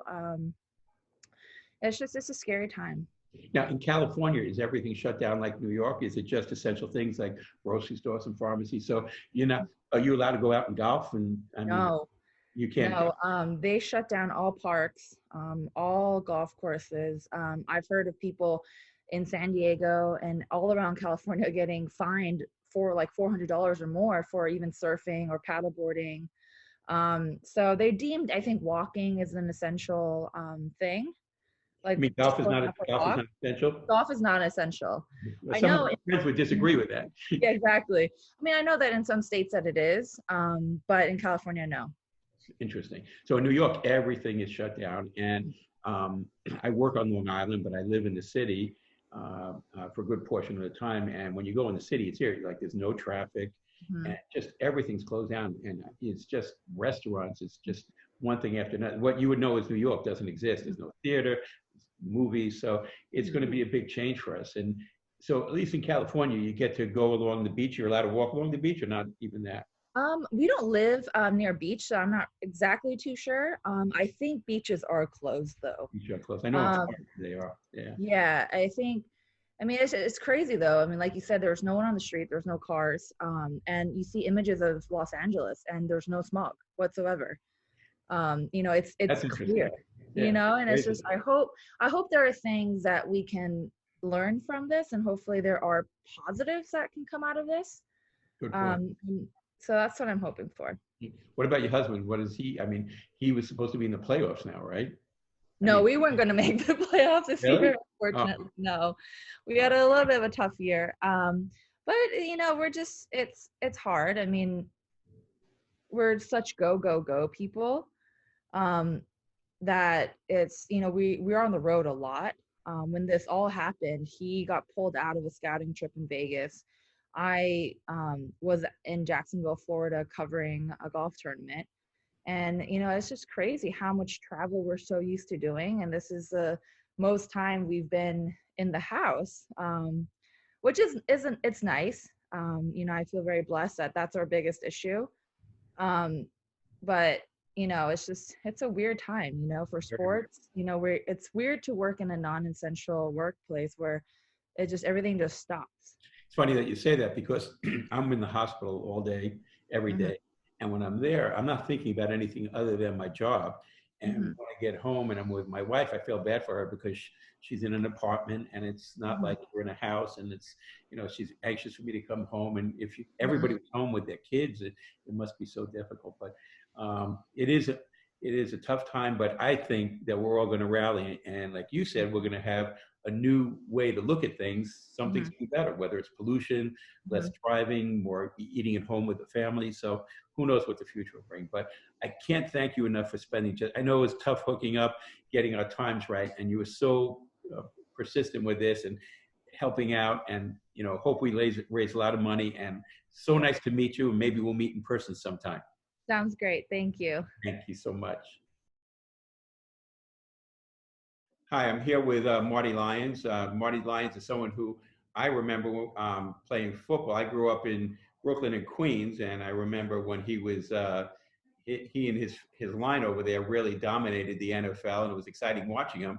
And then fast forward a decade or two later, I saw him in the office, and we got to be professionally related, and I found out what a great guy he was. And, you know, many of you see him on TV, broadcasting for the Jets, but what might not be known, what many of you might not know, how he's involved in charities. So, you know, today we're talking about the COVID situation and how it's affecting Long Island. And Marty is, even though I think he went to school in Alabama, was from Maryland, if I'm not mistaken, but he's a Long Islander now. So he's a Long Islander just like myself. And, you know, we're all being hit hard, not just the healthcare workers, but everybody who lives and works in Long Island and in the United States, we're all affected by this. So, you know, purpose of this event is to try to raise money for the hospitals and just awareness. And I think everyone will be interested to hear about what's going on with you, Marty. You know, you're in an industry which, after this is over, is really going to be facing some challenges. I'm sure you've been talking with people.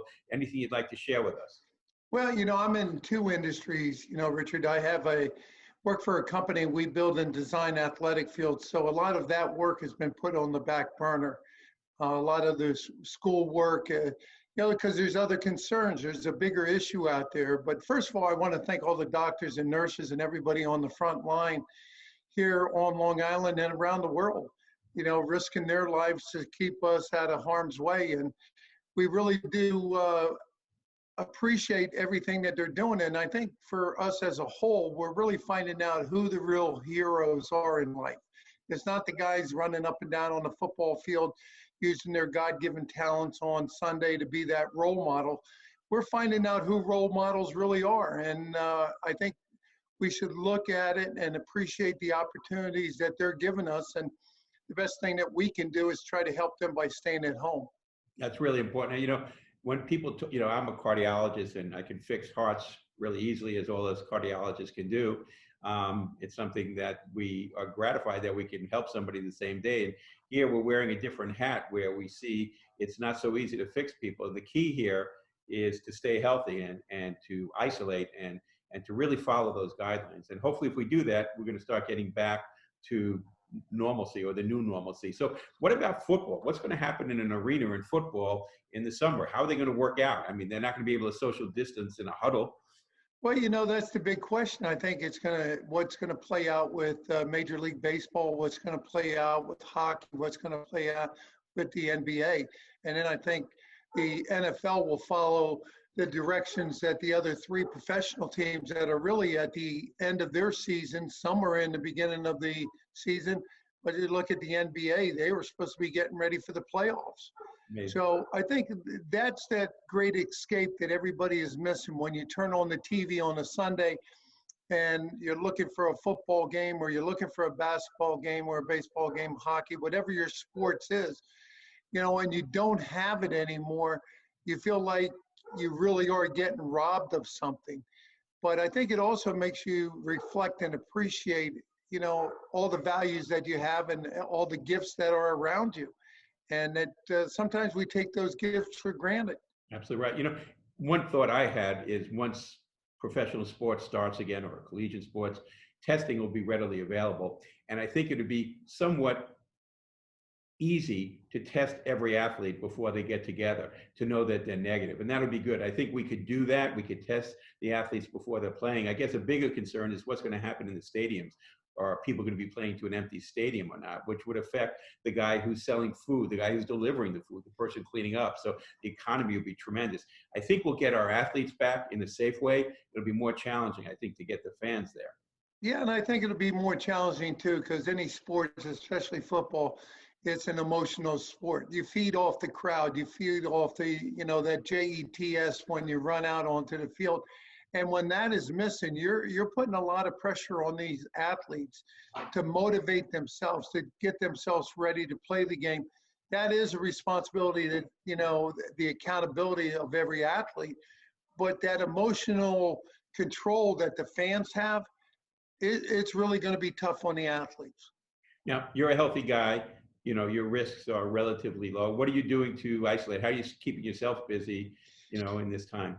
Well, the first thing I do is I get up every morning, I have a glass of orange juice and have a cup of coffee, and then I have a conference call with the people at work, and we go over a work schedule for, you know, that particular day. Then I get up and I walk anywhere from 2 to 7 miles. I come back, I do another conference call, and then I reach out to the people from the foundation to find out how we're doing as a nonprofit. Where are we at? We've had so many.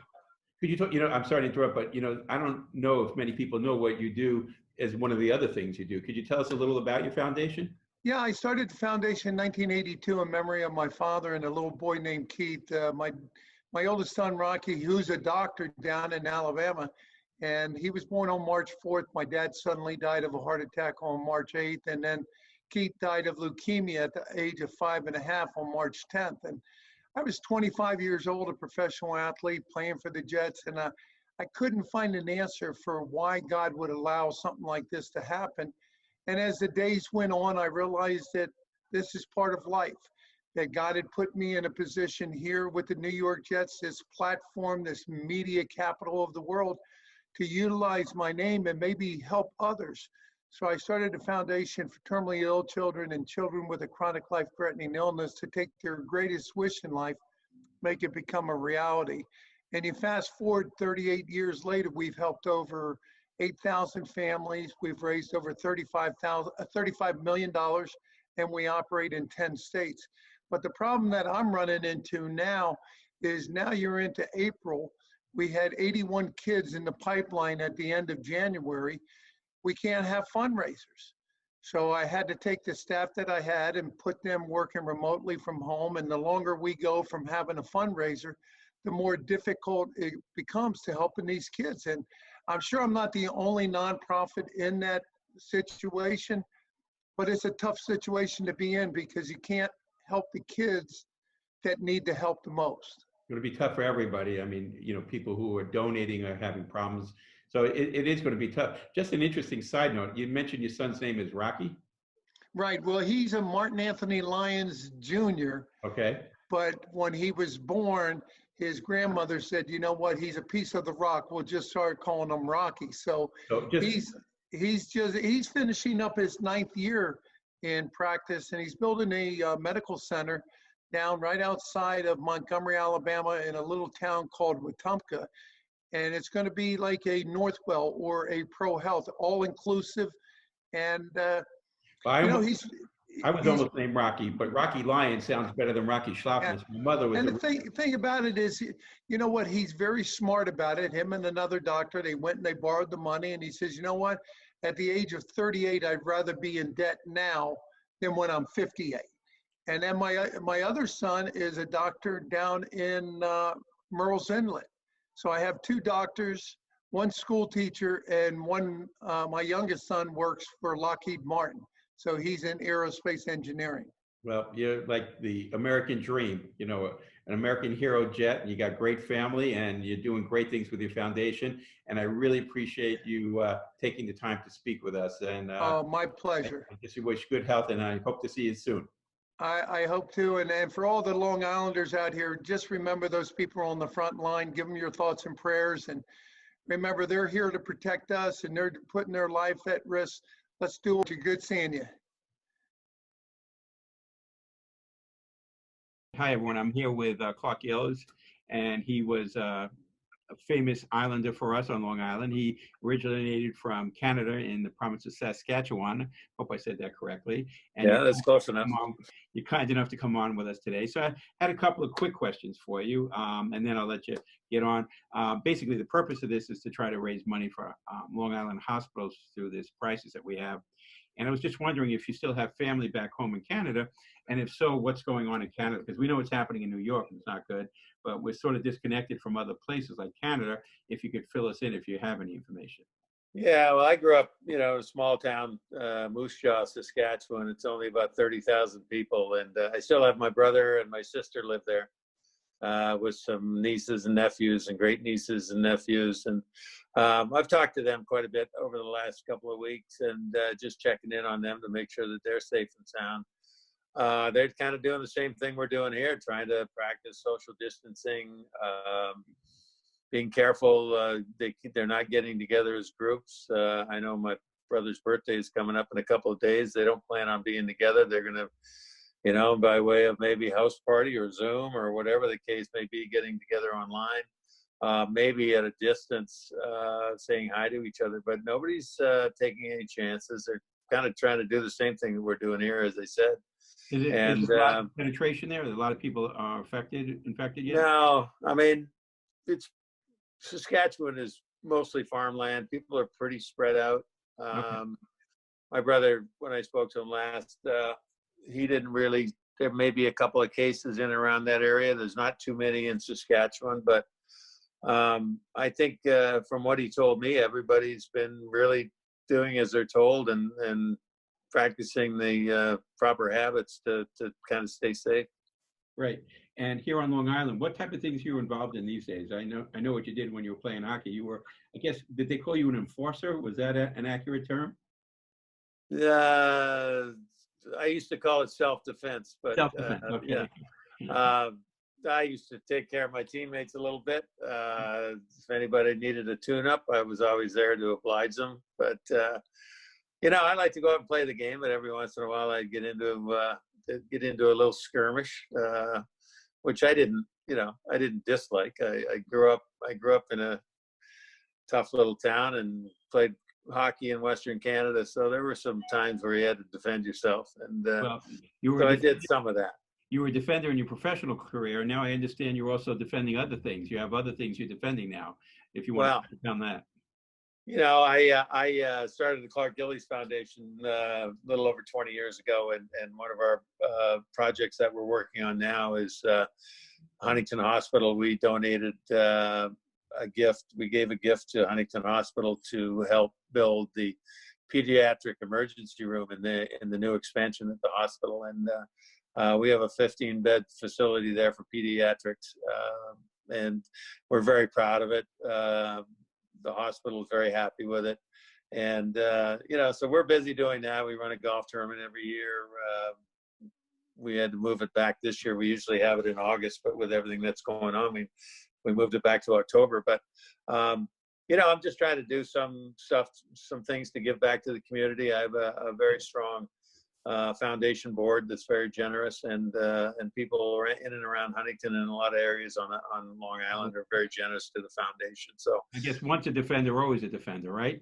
well, you know what, I was very fortunate to have a lot of great years, still having a lot of great years here in Long Island. So as a professional athlete who had some good times, as I said, I just feel sort of obligated to give back. Well, thank you. Well, we're glad to have you on Long Island, both in the past and the present. And as you know, the purpose of this is to help us raise funds for most of the hospitals on Long Island to help everybody out. And we really appreciate your time with this. And if there's anything we could do for you, we'd love to help you. Thank you, Clark. Well, Richard, let me say that I've been to Huntington Hospital a couple of times during during the last month, 5-6 weeks, and I've talked to Nick Federman, the CEO at the hospital, and they're working their tails off, the nurses, the doctors, and I just have the utmost respect for all nurses and doctors on Long Island and the New York metropolitan area for what they're doing, because we have a very severe situation around here that without them doing what they're doing, we'd all be in a lot worse trouble. So thanks to them, and thank to you for having me on. You take care.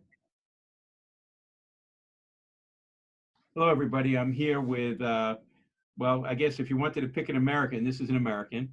He's been serving our country for over 38 years as a congressman on Long Island. So if you want to talk about a Long Islander for Long Island, you're looking at him right now, Congressman Peter King. The only negative regret I have about talking with him today is I understand that this is his last term, and he's the kind of guy we want on our side, looking after us. So he was gracious enough to spend some time with us. It's been busy for everybody. And I thought he'd give us an insight of what his thoughts were of how we can, from a administrative standpoint, fight this battle. Thank you, Congressman. Doctor, thank you. And let me thank you for the great work you're doing, St. Francis is doing, and really all the hospitals on Long Island during this, during this pandemic. It's just outstanding. Also, I've only been in Congress 28 years. Don't make me too old. I'm old enough as it is, but 28 years, 28 great years, no complaints whatsoever. Now, as far as what's going on, since March 14th, I guess, I've been home, back in the district. We evacuated from Washington. And then I did go back one day on March 27th. We had a vote on the emergency legislation. But basically, I've been back here in the district. I've been in my home since March 18th is when we actually even had to leave my district office when the governor started ordering the shutdown. But in many ways, there's more work going on now than when I was in Washington or in my district office, because we're answering every phone call that comes in. The calls get slotted out to different people on the staff, depending on what their expertise is. But to be honest with you, most of the calls coming in are a result of the pandemic. A lot of calls on unemployment compensation, a lot of calls on small business loans, and just general questions about when is this going to be over. And obviously, I have no idea when it's going to be over. The government, I think the government, considering that we never have really, nobody in our lifetime has ever seen something like this. And I think that once we got going, which would have been probably in early March, the federal government, the state government, and the Governor Cuomo, give him credit, here in Nassau County, Laura Curran as the county executive, and the hospitals, everyone has stepped up, and they've had to really learn it as they go along. And I think they've learned very quickly. And even though I think that right now Nassau County has more deaths than the entire state of California, And I guess that results from New York City and other reasons. All that will be part of an after-action report. But from everything I've heard, everyone I've spoken to, the hospital care, the medical care has been outstanding. And how the hospitals were able to manage and cope with this just mass numbers of people coming in with an illness which really is different from any other virus you had before. So it's you're right on target with that, Congressman. Something interesting that just came into my mind, and I wonder if you could comment on this. I saw an article in the paper around a week ago saying that everybody's filled with these COVID patients, and we're not seeing heart patients or patients with GI bleeds or COPD. What happened to all those patients? And the reality is they're afraid to come to the hospital and they're sick, and they're still there. I just noticed, every day that we turn on the TV, all we see is daily reports from the reporters and politicians talking about COVID. And to make an analogy that someone made with hospitals and what happened to everything else, what's happening with the rest of government? I mean, all we're doing is talking about COVID. What's happening to all the things you guys do 365 days a year? Yeah. What's happening with that? And how are things going with the rest of things that you deal with? Well, as far as foreign policy is concerned, that's really going on the way it always has. State Department, Defense Department, CIA, the intelligence community are all doing what they've done. As far as here at home, quite frankly, what we're doing is not just dealing with the virus per se, but also to make sure that the economy doesn't collapse. I mean, we are going to be in tough shape. Like, for instance, Nassau County gets so much of its revenue from sales tax. Well, there's almost no sales tax coming in. Going to be for half of March, probably all of April, God knows how far into May. So we're trying to find ways to keep the economy going, keep government solvent, keep small businesses alive, and to really keep people from suffering more than they have to. And what I find with this is that soon we have to make a decision that we can't stay in a lockdown forever. On the other hand, you can't come out too early and cause the epidemic to start over again. But there could be a time where a prudential judgment has to be made. Could more people have health issues or even die because of the lockdown than because of the coronavirus? So it is a certain stage. I mean, you would probably know more than me, but there's some kind of formula as to how many suicides for every point of unemployment, how many people just getting an annual checkup. I mean, think of all the people who are diagnosed with breast cancer, prostate cancer, diabetes, blood pressure, most of which have no early symptoms. And it's found out in the annual physical, or maybe a person just gets a headache, they think it's nothing, and they go and they find out it's something serious. No one's going to go to an emergency room now with a headache. You're right. And, I was telling my wife the other day, it's sort of like setting cardiology back 30, 40 years when I was an intern. We saw a lot of people who've had heart attacks at home and heart failure, and they weren't taken care of. We don't see that anymore because people are taken care of. But if they're home, you bring up a great point. They're not getting taken care of. And I don't think there will be a right answer. I think whenever the economy gets restarted, whether it's May 15th or whatever date it is, people will always second guess because there will be some disease going afterwards. But you bring up a point, we need to get the economy going again. There's no question. But where is all the money coming from? I mean, we talk about all this amount of money that the government, the federal government's giving and the state government. It wasn't there before. We were in debt before. Where in the world are we going to get this money from? To be honest with you, it's being printed. We have to pass it in Congress, and then and we're going further into debt. There's no doubt we're going to be adding trillions of dollars onto our debt. And but there's really no choice. Just like at the beginning of World War II, there was no choice. The country was in depression, but they still had to spend the money. And we're going to have to make spending cuts as we go along. We're going to have to hope that the economy recharges itself at such a level that more revenues will come in to help offset that. But it's going to be tough. We're going to have.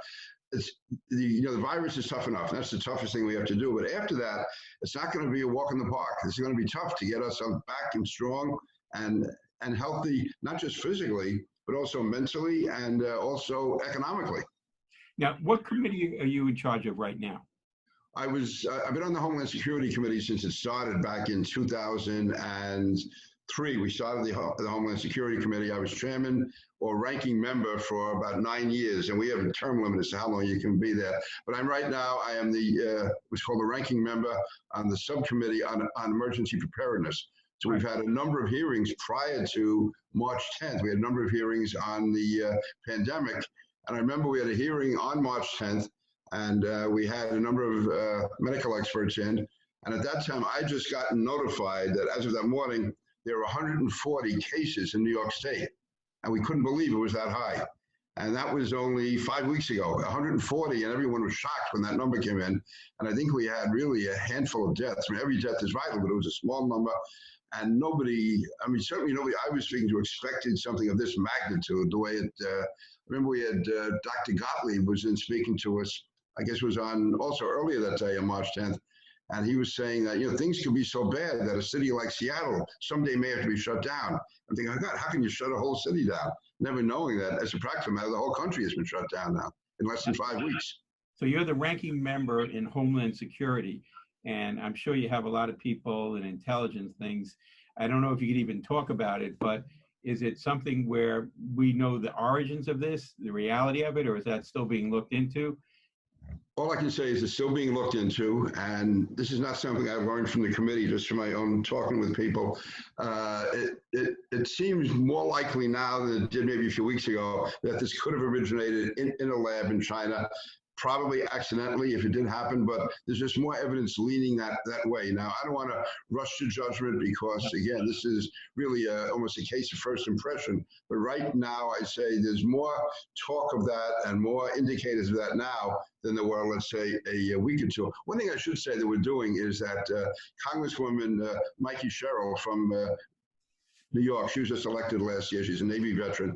And she and I, just as of the last few days, we formed a new task force basically on how we're going to get out of this, how we're going to bring the economy back, bring the country back, and also, though, how we prepare in the future so this doesn't happen. Like, I think we have to make an effort to all we can to bring our industrial base, certainly as far as pharmaceuticals and medical supplies, back from China.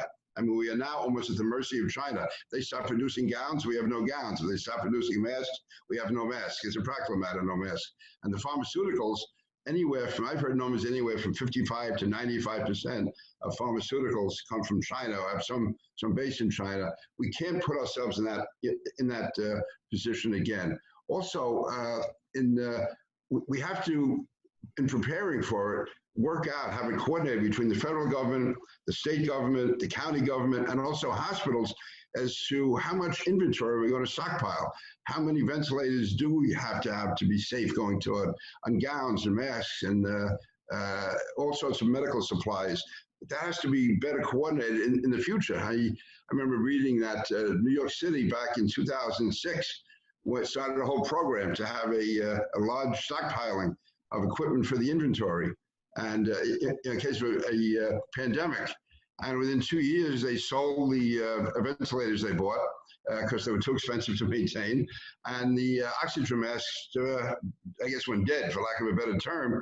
And so that's what happened to their inventory. I guess no one thought this was going to happen. And I think I'm not even judging anyone, because with how tight government budgets have been, and if you said to someone, well, we're spending tens and tens of millions of dollars in case a pandemic comes. Well, when was the last pandemic? 100 years ago. What are you wasting the money for? Nobody, and again, now we realize we have to assume there could be a pandemic, and we should be in a better position going forward. So it's also better coordinated. So the state and the county know how much they have, how much the hospitals have, how that can be moved around, how quickly. And also, obviously, with testing, we have to increase various types of testing, including, and things I know nothing about. I don't pretend to be a doctor or a scientist, as far as antibodies, serial testing, all of that. Again, that has to be improved and has to be developed. And a vaccine, of course.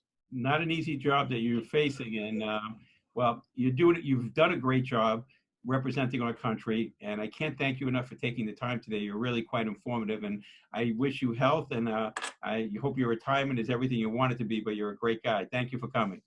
Doctor, thank you very much. I really appreciate it. Thank you. Hi, I'm here with Nelly. Nelly's been a friend of mine for a long time, almost 20 years. Yeah, and I appreciate you taking the time to talk with us.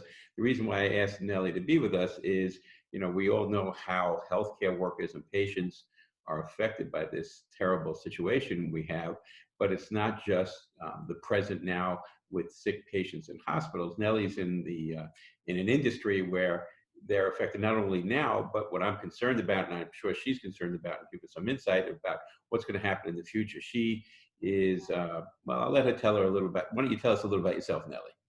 Hi, everyone. So my name is Nelly Moudime, and I work as the maitre d' at the Polo Bar, and I've been in hospitality for a while now. We've met when I used to work for the McNally group. I worked at Pastis, Balthazar, Minetta Tavern, and other great restaurants. Giving all the places that I eat at away. Exactly. I'll never get in to tell you about this. I do miss that corned beef sandwich and then the Black Label burger. That's for sure. And yeah, so I've been at the Polo Bar for 5 years now. And actually this year we celebrated our 5th year. And we're so excited about 2020. But And if you remember on opening night, we saw you the first night. yes, you Walked did. in, we were shocked. Yeah. So how are things going there? I mean, obviously, you know, we were there at the end when you had to separate everybody, every other seat. And it was a little awkward. And then I guess a day or two later, you actually closed. What's been going on with the great people that work there and everything? So like everyone, we were, I think hospitality has been touched in its core because we are in the business of taking care of people, not like you, but like we love taking care of people, making sure that all the birthdays are special, all the anniversary, just being there, playing like, and being around people actually makes me so happy. So right now I do have my plants, but you know, I do miss people. And you know, when the restaurant is vibrant is when you have, you know, a lot of bodies in the room and it's packed, a bar that's very packed, it's very fun and exciting. So, and the Polo Bar has been very busy. So we've been, you know, even when things started slowing down because of COVID, we were still very busy. And we had to stop taking reservations and then adjust the table like you saw. And then close the restaurant. So what do people do? I mean, if somebody's working at that restaurant, I know a lot of people were in the entertainment industry and working, but what do they do for income? They're not getting paid now, right? Nobody's getting paid. Everybody is being furloughed. And I think at the moment, thank God we have unemployment and all the extra benefits.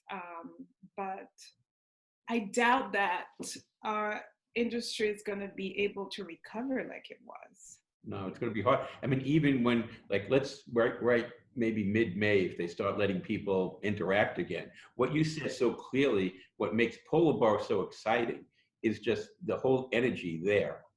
And if you have 50% of the people there, it's a different atmosphere, and it's going to be hard to get back. Not just for your place, but all places. Exactly.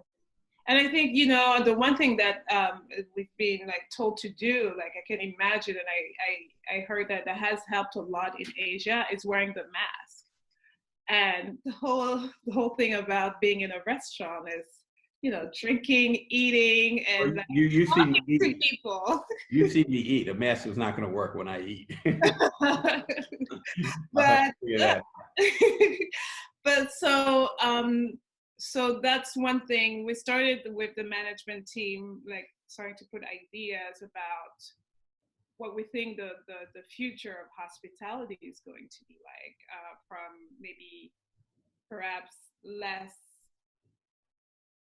tables and like less guests. And so what do? Do you put a machine in front that checks the people's temperature? It's gonna be a lot of things. So I'm trying to see what's happening in Asia because they've been dealing with that for a while, and I think a place like Hong Kong has restaurants open. But I don't know how comfortable people will feel to transition to that. We can also, you know, a few restaurants have been doing like restaurant bars. So you get like your favorite meal, like your favorite drink, but it's still not the same experience. Not the same. Not the same. Not the same experience. Like part of the experience is the people you meet, the place you're at, looking around. It's just not the food. It's the whole experience. For those who love to eat out, as I do, it takes you to another place. It's like being on vacation. And I know, and I have to say, like, I guess like most of the people are close to me, like you and like, you know, all my closest friends and all my network is like restaurants, you know, all like I met people in restaurant and created the most beautiful friendships. So And I don't think that there's a place like a hospitality place that, like, there's no place where you get that kind of connection. No. Like, you don't. It's going to be tough. We'll have to figure it out, though. But everybody will be creative, and the people who love to be there will be back. What's going on with your family? You have a great family. Thank you. So I did bother you this week. My mother has a little bit of a fever, so we hope it's nothing crazy. I think. She's been isolating? Yes, she is. She's in her apartment. I, at some point, thought that maybe she'll be better coming and staying with me. But she feels more comfortable in her apartment, and I just bring food, and then. So does she go out at all, or so you bring her food and things? I bring her the food. I think from time to time she's going out, but we have had a lot of loss in the family, and especially in Europe and Africa. So I think it kind of scared her a lot. So now she's, even her walk, I don't think she takes them that much. You still have family in Paris, yes? Yes, I do have family. Have people been affected there? Yes, we lost my mother's husband, my stepdad, to COVID, and my father's brother also to COVID. And my sister is still working in Paris, and she has to go to work every day, take the subway, and then go to work, which worries me a little bit. And the one thing that's the most worrisome is just like, you know, my mother has some health issue, heart issues, and all those things. So you're just very worried because she's older, and then there's all those issues. So you're like, oh my God, like every time she's like, I'm not feeling this, I'm like, oh, what's happening? And I'm trying to like calm her down and calm myself down. It's tough for us all, Nelly. I mean, because each one of us, regardless of age, and I see so many different people of all ages and all different health, we all, myself included, I wake up at 2 in the morning and I say, do I have a cough? Do I have a fever? So it's scary for us all, but you know what? We're going to all work together, and I do believe we're going to get through this. I know, I feel, you know, something very strange happened actually this Friday. Unfortunately, somebody committed suicide in my building and jumped from the rooftop. And I just feel like beyond even the health, it's just like mentally people are so strained and drained, and I don't know how we're gonna recover. I don't even know how you're waking up every day and going out there to save lives. It's just like first of all, if we can give like, you know, everybody like a big raise, like nurses and like first responder, like they all need like the biggest raise in the world. They are like real angel, and every time I think about it, it just breaks my heart, because literally, like, we talk about soldiers and all that, but what you guys are doing is just amazing. And it is, but you know what? It's every aspect of our society. Think about the people that bring the food. Think about the person in the grocery store. So you know what? We as Americans will get through this.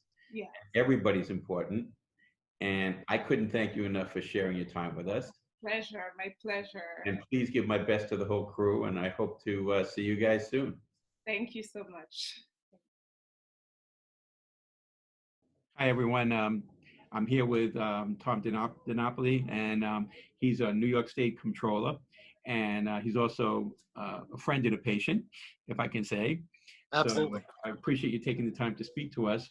And basically, you know, my wife always says, when I'm in the hospital, I know just about everything. I'm very rarely wrong when I'm in the hospital, but as soon as I walk out of St. Francis, she goes, all bets are off.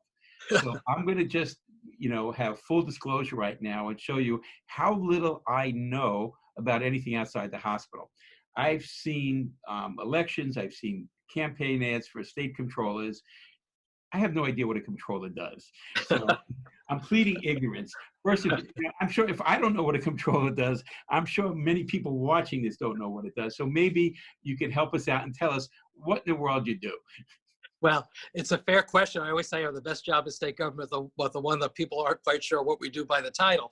But in very summary form, we are very much involved with the operations of state government. We approve contracts, we approve payment, payroll, we manage the state pension fund. So we have 1.1 million New Yorkers, state government and local government employees who depend on their retirement security for the work that we do. We provide accountability, transparency with our audits of local governments, state agencies, public authorities.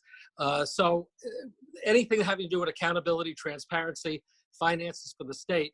I don't set the state budget. That's up to the state legislature and the governor, but we're the ones that make sure that the money is spent as intended. That's kind of the real broad stroke of what we do. And how many people do you have working for you? How many people work for you? We have about 2,800 people working for us. Most of our operation is based here in Albany. I'm in Albany at the state capitol at the moment. And then we have about 8 regional offices all across the state. New York City, on Long Island, we have a Hauppauge office, and in various regions of upstate New York. With what we're going through now, obviously, most of our employees are working remotely from home. We have a basic crew that's based here in Albany that is carrying on the important functions. But, you know, fortunately, because we're a pretty tech-savvy agency and we've always had a pretty liberal policy on telecommuting, we've been able to carry on our functions in spite of the current crisis. So I'm guessing you have one of the worst jobs in the world right now. Everybody needs money and there's no money where it's coming from. How in the world are you balancing that budget? I mean, it seems impossible. Yeah, it's very, very tough. You know, we were asked by the governor in the middle of March to come up with a renewed projection on revenue estimates because the state was working to finalize the budget by April 1st. And the state was in pretty good shape, you know, money-wise. Not that there weren't some issues. As you know, the Medicaid program had some cost overruns that had to be dealt with. But still, the sense was that we were going to be able to put the budget together by April 1st in a pretty effective way. Well, then we got hit with the pandemic, and we came up with a revised revenue estimate that said that at best, our shortfall would be some $4 billion going into the next fiscal year, more likely $7 billion plus of a shortfall. And then the governor and legislature had to, under very difficult circumstances, come up with a budget. It was a couple of days late, but basically on time for April 1st. And now we're projecting a $10 billion budget gap. So the budget that's put together anticipates some federal money to help us close the gap, but also provides the governor as the executive with unprecedented flexibility to adjust payments within the year. What that means, Doctor, is that if in fact we don't get adequate federal money or the shortfall because tax revenue will be off because the lack of business activity and the delay in people having to pay their taxes now until July, the next few months particularly going to be a tough cash flow time for us, the executive can adjust payments downwards. So that could affect hospital payments, could affect school district, state aid to school districts. So, you know, right now, as the governor said, as he's been saying, you know, basically we're broke. The cupboard is bare. And that's absolutely true, especially in the short run. It's really why we are all hoping that in the next round of stimulus that will come out of Washington, there will be direct aid to help not only New York, but other states that are having these big budget gaps. Because if we can't fill those gaps, the effect of that, the cuts will just trickle down, particularly on healthcare and on education. Certainly, as you know, you're on the front line. It's not a time where healthcare can afford cuts. No, I mean, you know, I know in our own hospital system, we're, you know, I think the only designated cardiac center in New York. And we, you know, the hospital makes money when we do angioplasty, open heart, electrophysiology, things like that. You don't make money on a COVID patient. Right now, 85% of our hospital is COVID. So the hospital is taking a terrible financial beating as well. And that's why something like this is so important to me, to help all the hospitals, not just our hospital, every hospital. And every hospital on Long Island and New York and around the United States are working hard to take care of every American. So I sort of look like this is sort of like World War II almost, where we're all going to battle and everyone should be pitching in together as one team. Well, thank God you're doing it. And you and your colleagues in healthcare, the doctors, the nurses, the folks who clean the rooms and the wards, I mean, you are putting yourselves at risk and exposure. And I know there have been many issues out there at the beginning of the pandemic in terms of access to protective, you know, personal equipment, gowns and masks, and for the patients, for ventilators. You know, from what we're hearing, there's been great improvement in that area. But it's very clear that this is not over. It's going to be with us for a long period of time. So making sure that your patients are being taken care of and the public, but also making sure our doctors and healthcare workers, our nurses, everyone on the front lines, that you can do your important work in safety so you're not exposing yourselves and your families. And we've read in the papers of too many incidents of, particularly in the city, but obviously Long Island is not immune from this, of people on the front lines of the healthcare industry being exposed, getting sick, and God forbid, in the worst cases, dying. We don't want to see any more of that happening if we can avoid it. Absolutely. And, things are getting better, but the reality of it is, and we have to look at the reality. A month ago, we had no COVID patients in our hospital. Within 2 weeks, we were 85%. I don't care who you are. Nobody could have predicted what we would need. Why would we have thousands and millions of masks and gloves? I mean, no one could have predicted this. So considering that we're getting on board within a 30-day period, I think the administration, New York State administration, the federal administration, hospitals, I think everybody's doing a remarkable job and getting it done. So I really thank you for coming on. And I really thank you for telling me what a controller does, because now I don't look so dumb when I walk out of the hospital. No, it's a common question. I'm just happy as a patient of yours that you're in the hospital, you know exactly what you're doing. So that gives me peace of mind. I'll worry about the controller work. You keep doing the great work that you're doing. But wait a minute, since we're such good friends now and I'm your doctor, does that mean I don't have to pay my state taxes? The Department of Tax and Finance is separate from the controller's office. Okay. So even if I wanted to, I couldn't help you there. I thought I'd give it a shot. Well, I hope you have a great day. Thank you for taking the time. I really Stay safe and well, and thank you for what you're doing to help all the hospitals in Nassau and Suffolk County. Dr. Shlofmitz, we really appreciate your leadership. Thank you. Hello there. I'm with someone who's turned out to be a friend, and I'm his sous chef at times, Monsignor James Vlaun. Thank you for coming on with us today. How are you? Great. It's great to be with you, Dr. Shlofmitz. Thanks for having me. Well, you look great. It's good to see you, and I hope everything's good with you guys over at the network. The reason why we're doing this today is to try to raise funds to help everybody out in the hospitals financially, because we're really being stressed here, and it was really nice of you to come on with us. So we sort of met, I guess, on TV cooking together, right? Absolutely. I have a cooking show called Real Food, and I remember hearing that you like to cook, and I was so excited that you'd be able to come on, and you've come on a couple of times. It's really been terrific. It really has. It's been great. I have a couple of new recipes sometime I'd love to go show you. None of them are healthy, you know that. I know. You cooked hamburgers and onion rings one time with me. I almost passed out. With a fried egg and bacon, don't forget. Yes, of course. But I like to eat as well as cook. And I'm doing a lot of cooking now because our hours are different. So I'm getting to experiment. So I'll test it out on you one day once this all passes. But, you know, we've talked on these segments here now. I've talked to politicians. I've talked to doctors. I've talked to patients, spoken to people in Europe. And, you know, a lot of it's about what people are going through and what hospitals are going through. But we haven't really touched upon the spiritual aspect of this. And everybody has a lot of time to think when they're home. They're home more than they usually are, and they can really wonder what the future brings for them. And I imagine that this is a trying time in your profession. First of all, people, I imagine, can't come in group to mass or church or a temple, and you know how you reach out, how you help them. So I imagine you've come up with some ways to reach out to the community. If you could touch upon that.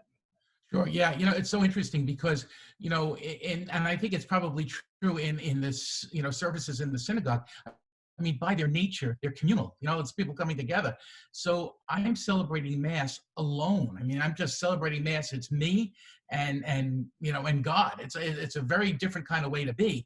But there is a certain connection that comes about. I think that, you know, in a way, this kind of goes to a common denominator thing, that even though we're all isolated in so many different ways, there's a link here. And the link is that God created all of us, and that there's that linkage back to him. He's that chain, if you will, that links us to one another. He's that link that's so important for us. And I think about that all the time. A few different things come to my mind all the time when I'm celebrating Mass. One of the things I think about, first of all, is all of you. Because helping our sick folks, boy, it's incredible to see the risk that you're taking every day, but secondly, the compassion and love that you bring. You become family to these people who can't have visitors, first of all. Secondly, I think of all those people who are in the hospital and isolated and scared. And what could that possibly be like? And I try to pray for those people all the time and kind of link to them in different ways. One of the great gifts we have is what we're doing right now, right? Social media is such a great way for us to remain connected. The other day we had Mass, Easter Sunday Mass, and we had 142,000 people on our website alone. Can you imagine that? Just on the website. That doesn't include television. It doesn't include, all the other ways, Roku, Apple TV, all the other ways we're available, just watching on the website. That is So amazing. people are looking for it. You brought up a really good point. You mentioned that families can't be with their families in the hospital. And that's one of the hardest things for us to deal with because we can't have visitors in. They drop their family member off and some of them end up on ventilators. And can you imagine, it's just what the families are going through. So we as cardiologists, at least here at St. Francis, if we're not doing our typical procedures, we're on the phone with family members every day, trying to either FaceTime with their family loved one and talk to them, answer questions, give them some sense of what's going on. It's very tough for us, and I imagine it's tough for you too. Have you had to interact with many people who've had the virus and help them out? Yeah, I'll be honest with you, the minute that we're done here, I'm getting in my car and I'm driving to the house of a 40-year-old guy who is in the last stages, unfortunately, of a cancer that has gotten combined now with COVID-19. And I'm going to do the prayers of the church at the end of somebody's life. Now, how am I doing this? Well, I'm going to go and I'm going to stand outside of his house and we're going to FaceTime. I'm going to FaceTime into the house and he'll be inside the house watching me outside of the house. And I'm going to do those prayers of the church. We have to adapt. We have to figure out ways. And you're doing the same thing. And I think that's, I think God inspires us to adapt a little bit, don't you think? Absolutely. In terms of changing and adapting, I know our administration did a wonderful job. We, as you know, our cardiac center, we're doing cardiac procedures, which we're not doing unless they're emergent now. So our staff had to be retrained to go into the field to do COVID-related things. Are you? I just thought of this when you mentioned this. Are you getting different people in the ministry to go out who were trained to do other things? Because you must be so spread thin. Yeah, exactly right. I mean, there are people who are just volunteering to help us. I know of a priest not long ago who went over to a hospital, same kind of thing, to anoint someone who was in that process of dying and going home to God. And he asked the nurse who was standing there praying with him, would you go into the room, and because she was all gloved up and masked up and everything else, would you go in, please, and bless him with this holy water? So yeah, it's a time when we have to come together. It's a time where like the skills kind of come together. And, I was thinking everything, I said this to a number of persons, everything up to now has really been rehearsal, hasn't it? Like this is where humanity really has to, use every gift we have to come together.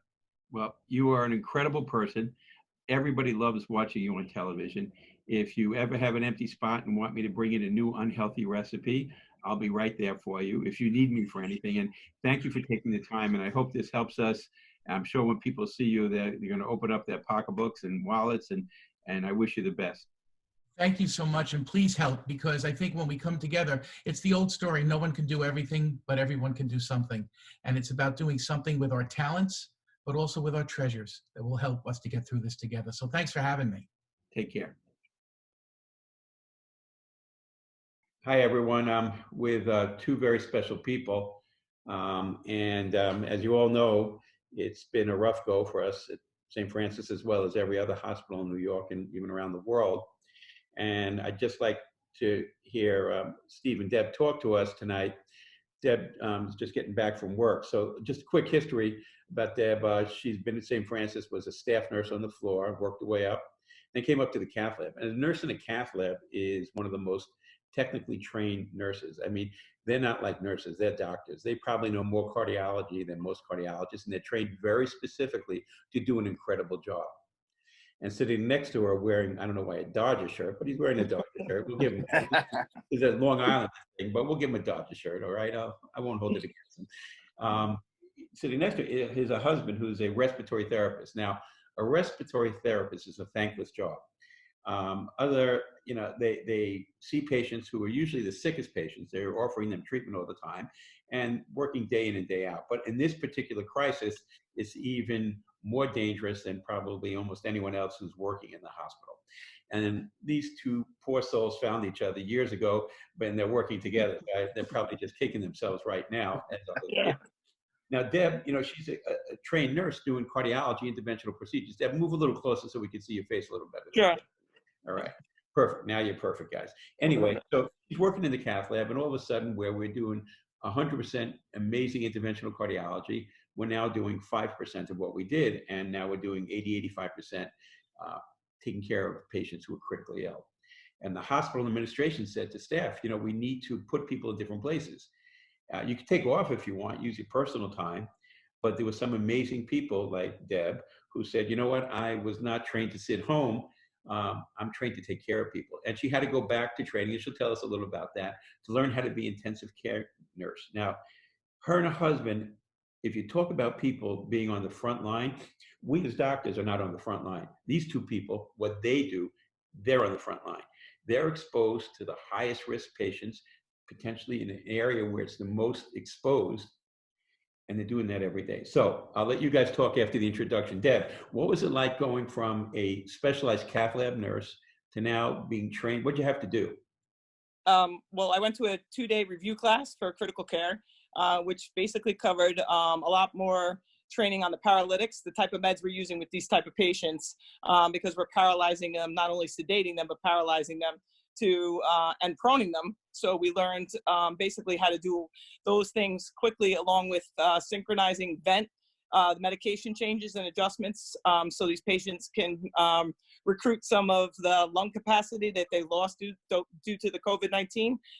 So they're intubated, sedated, paralyzed, sometimes proned position. So it's kind of interesting. So we learned how to deal with those type of patients. That was 2 days.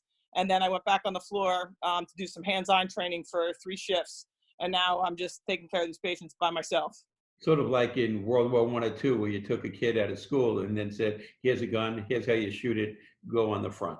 And exactly. That's basically what you did, and you still So Deb, when you get dressed to go into battle, could you tell everybody who's listening, because you hear all these things about protective things, but what do you wear? How do you get dressed, and how do you get the stuff off? Tell us. Right. So to go into the rooms, we wear, for PPE, we wear our N95s, which we're fit tested in size 4. We wear a surgical mask over that. We wear goggles or face shields, depending on what you prefer. We also wear, obviously, jumpsuits, because once we're in these rooms with the patients, we don't want our clothes, like our scrubs, as we describe, underneath exposed to the germs. So we wear these like spacesuits. They literally look like painter suits. You know what I'm saying? When a painter comes in, so they splash. And then we go in with gloves, obviously, and then we take care of the patient.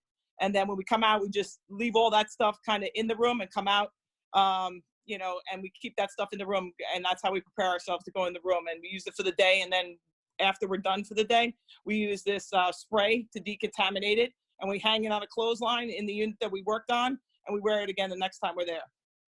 Doesn't sound like an ideal situation, but there are limited resources. So, it's amazing just to hear that. And just to understand, because you hear stories, but you're in there. I'll get to you, Steve. I won't forget you, even though you were in that Dodger shirt. Okay. No, that's all good. And I got to work with her eventually when she gets back to the cath lab. I have to be nice to her. But when you're in there with patients, what's tragic is they have a total of 0 visitors, correct? Yeah. 0 visitors, yes. You're the visitor. And you come in looking like someone it's bad enough when a patient's in an ICU and they have the human touch that a nurse gives them. But here you're in a jumpsuit.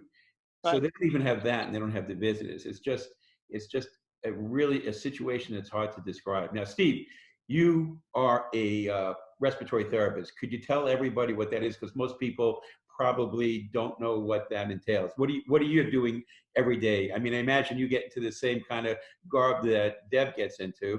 What do you do when you're getting to work? What type of activities are involved? Well, actually, as the respiratory therapist, I actually am the assistant director in respiratory. So I had to come from behind the desk, put the scrubs back on, and get out into the patient care areas. As Deb described, we put on the same stuff as she does every day. with the N95, the surgical mask, the face shields, the respiratory, and our patient load has tripled. We are spending more time with these patients in attempting to optimize them on these ventilators. So we're assisting anesthesia, who's doing most of the intubations. But if we have multiple intubations in the hospital, we're performing them. With the assistance of a second respiratory therapist in those rooms. So the message that I've been saying over and over with all these different interviews, and we had different interviews, is when they get to the two of you, we're in a pretty serious situation. Once they get vented and Deb has paralyzed them, put them in prone, and you're organizing everything with a respiratory therapy, it's, I mean, the reality of this isn't a Disney movie and everybody comes home happy. This is a tragic situation we're facing. So the key message that we need to get out to people is follow the rules to segregate. You want to keep away from people. You want to protect yourself. You want to wear masks and gloves. I go outside and I still see people not doing that.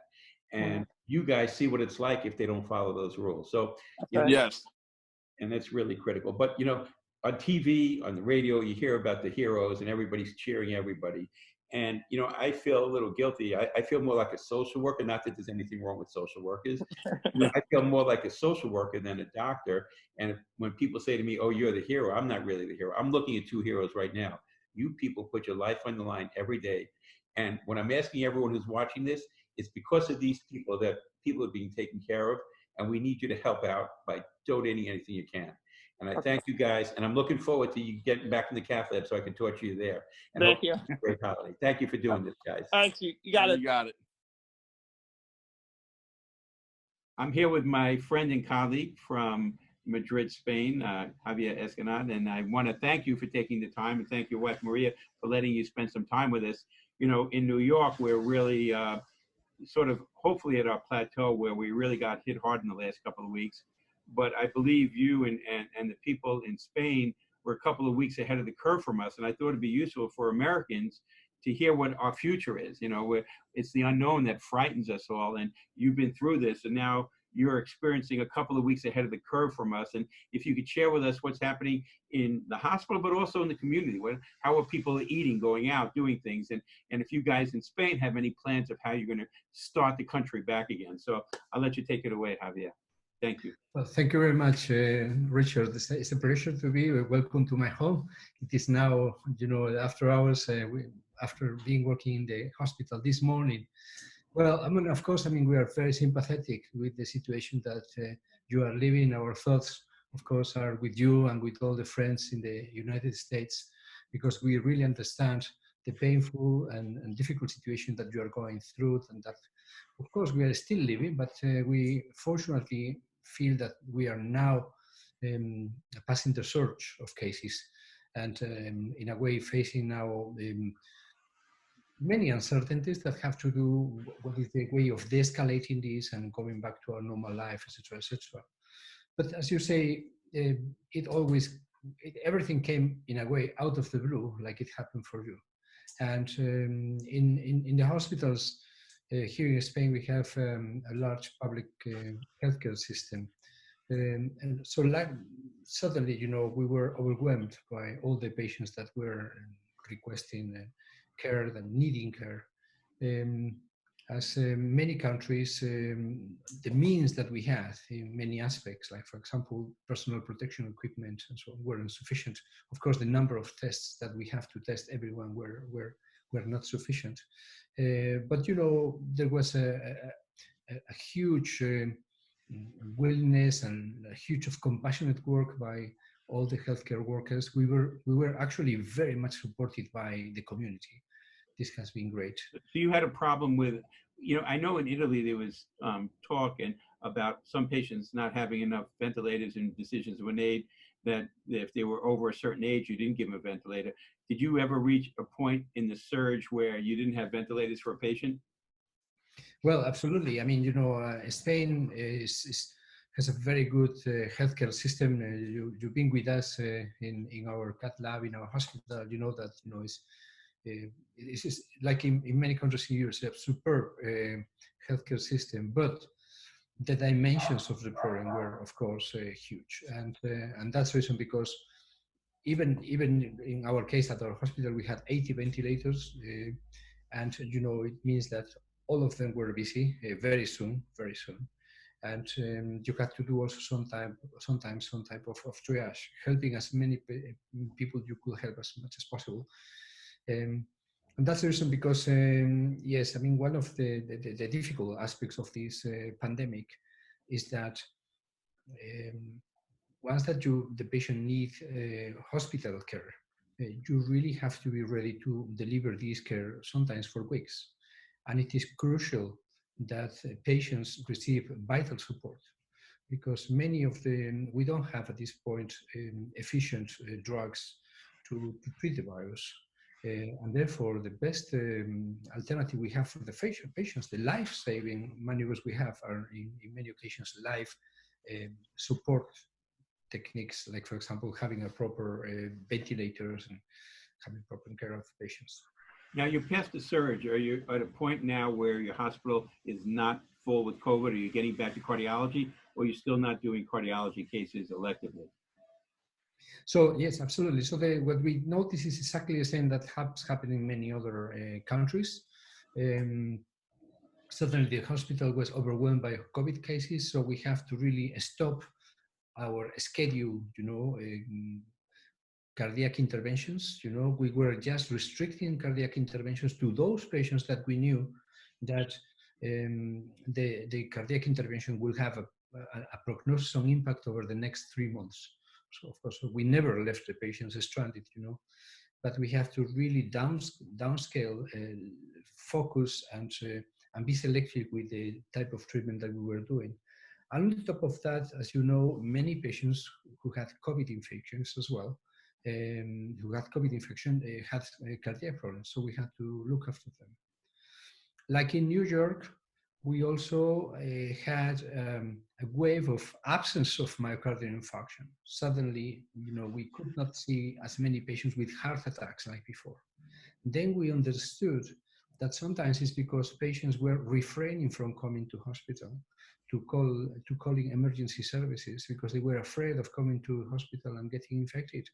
So we had to devote, also energy and time to promote the message, to send the message that the fact that there is a COVID-19 pandemic should not be, in any case, a way for deferring, having an early response to your symptoms.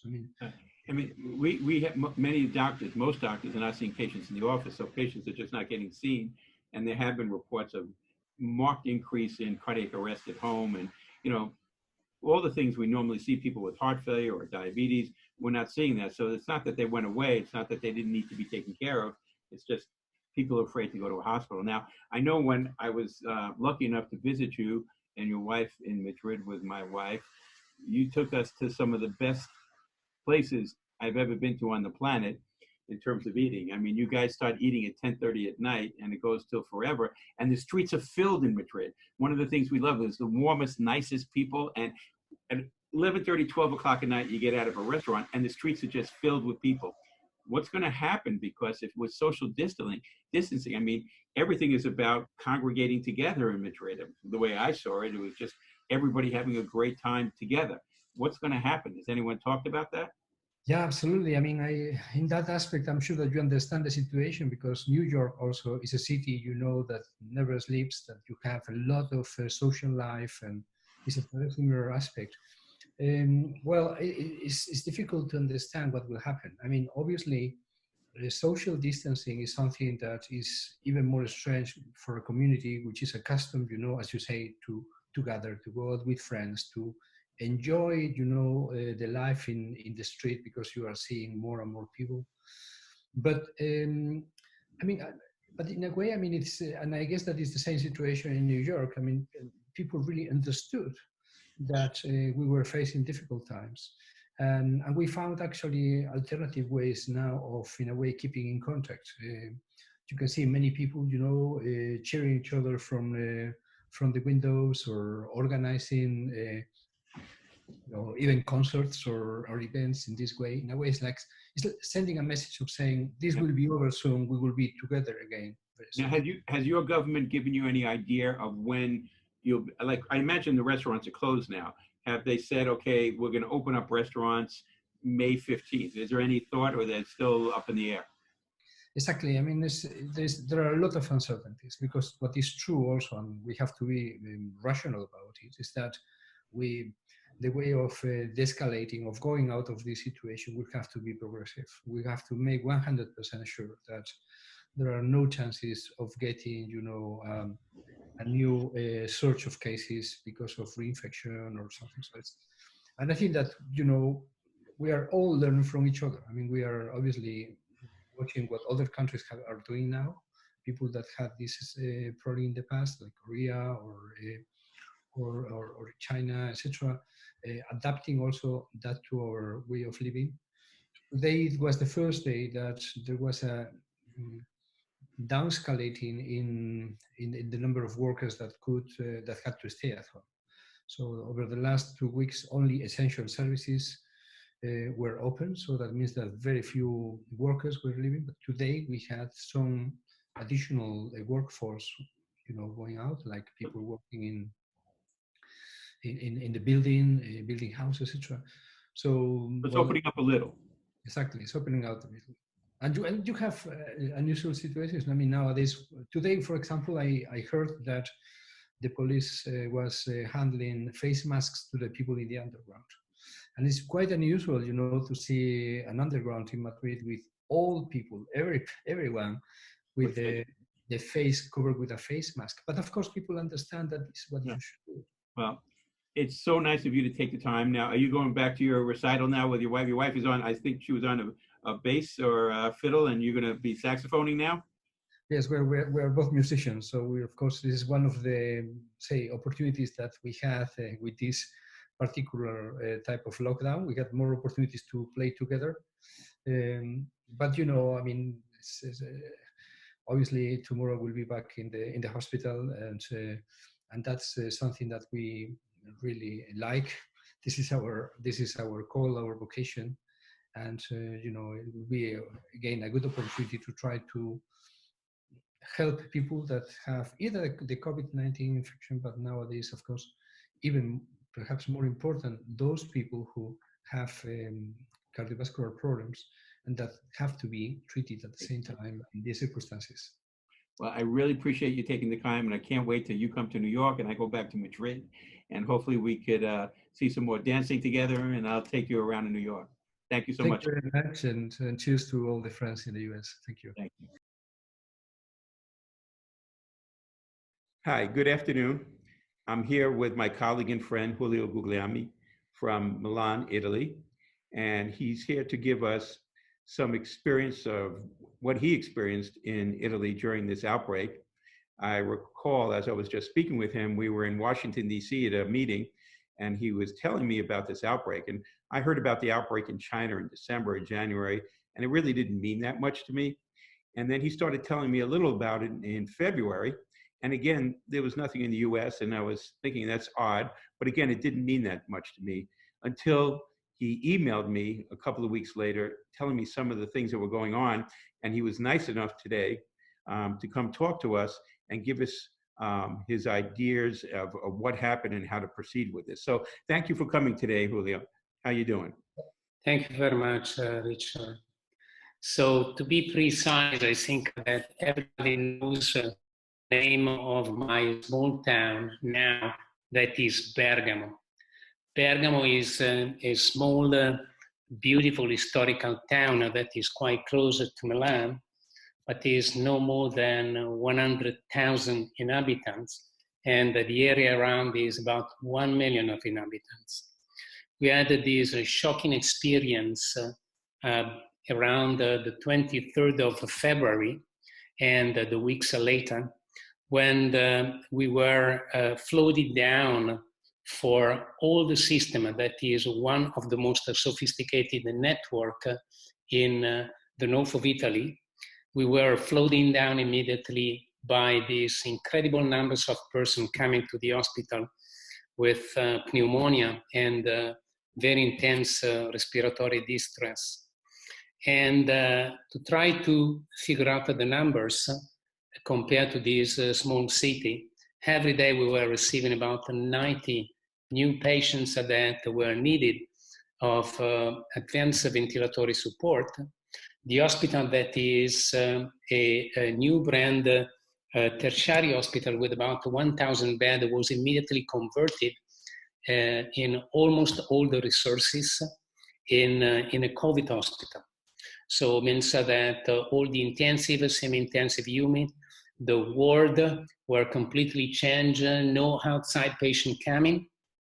And it was an incredible experience because in 2 or 3 days, we were full trained about what is a COVID, how to treat the COVID, how to dress, how to try to protect ourselves.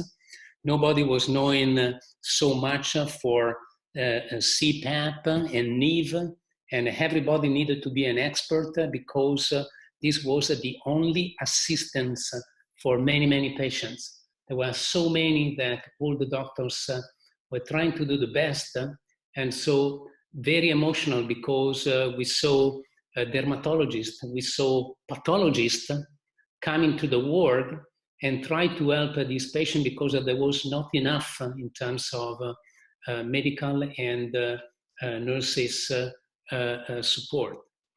And incredible experience in terms of humanity, because we were totally unprepared. You needed to realize that Bergamo, and ask for about the reason, Bergamo is a very active community with a lot of international connection, not only with the US, but also with China and Far East. So they are textile of very high level, highly sophisticated mechanical industries. And so Bergamo had a lot of people going back and forth in these type of exchanges. And when this outbreak was starting, there was not an immediate reaction in locking down the area. So the area continued to have some sort of contamination, and the super spread people possibly were very concentrated. So when they went to the hospital, they were immediately, for the vast majority, in extreme situation. We didn't have enough ventilators for treating them. And I think that the hospital did really a maximum effort possible, but it was not possible for everybody. And so it was very important to try to understand which one had the maximum possibility to get out. We try with many drugs, we learn a lot. We learn a lot during these 6 weeks. And we learn about, for instance, the thromboembolic risk that is extremely important. And the fact that if you have a patient in bed, you have to use something more aggressive compared only to anti-clotting therapy for venous thrombosis. You need to try to avoid something that is in the coagulation system. We try also with antiviral drugs and many other drugs. I think that the most important experience was in trying to get out of this patient from a very long disease. My personal idea is that even when you rescue these patients, they are in any case a time that is not so quick to allow to get the same bed quickly available. And so the point is that we were progressively expanding more and more the numbers of the beds for COVID positive patients. From a cardiovascular point of view, the system, the regional system was reacting, converting the hubs and the spokes, but essentially the hubs in big micro hubs. So each province in the region that is about 10 million of inhabitants, the Lombardy, each province had one single macro hub, and all the other hospitals that were previously hub were converting in truly COVID hospital. And for all the time-dependent pathology, all the patients were sent, depending upon the specialty, to one single macro hub. We were working as a macro hub for STEMI patients and for urgent and emergency patients.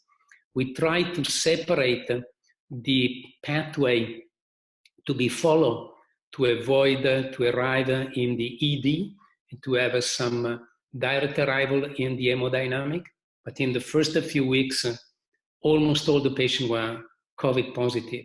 So we learned that quite quickly that it's not so easy to differentiate based upon symptoms, based upon chest X-ray done in the cath lab, based upon the story, which one is positive and which one is negative.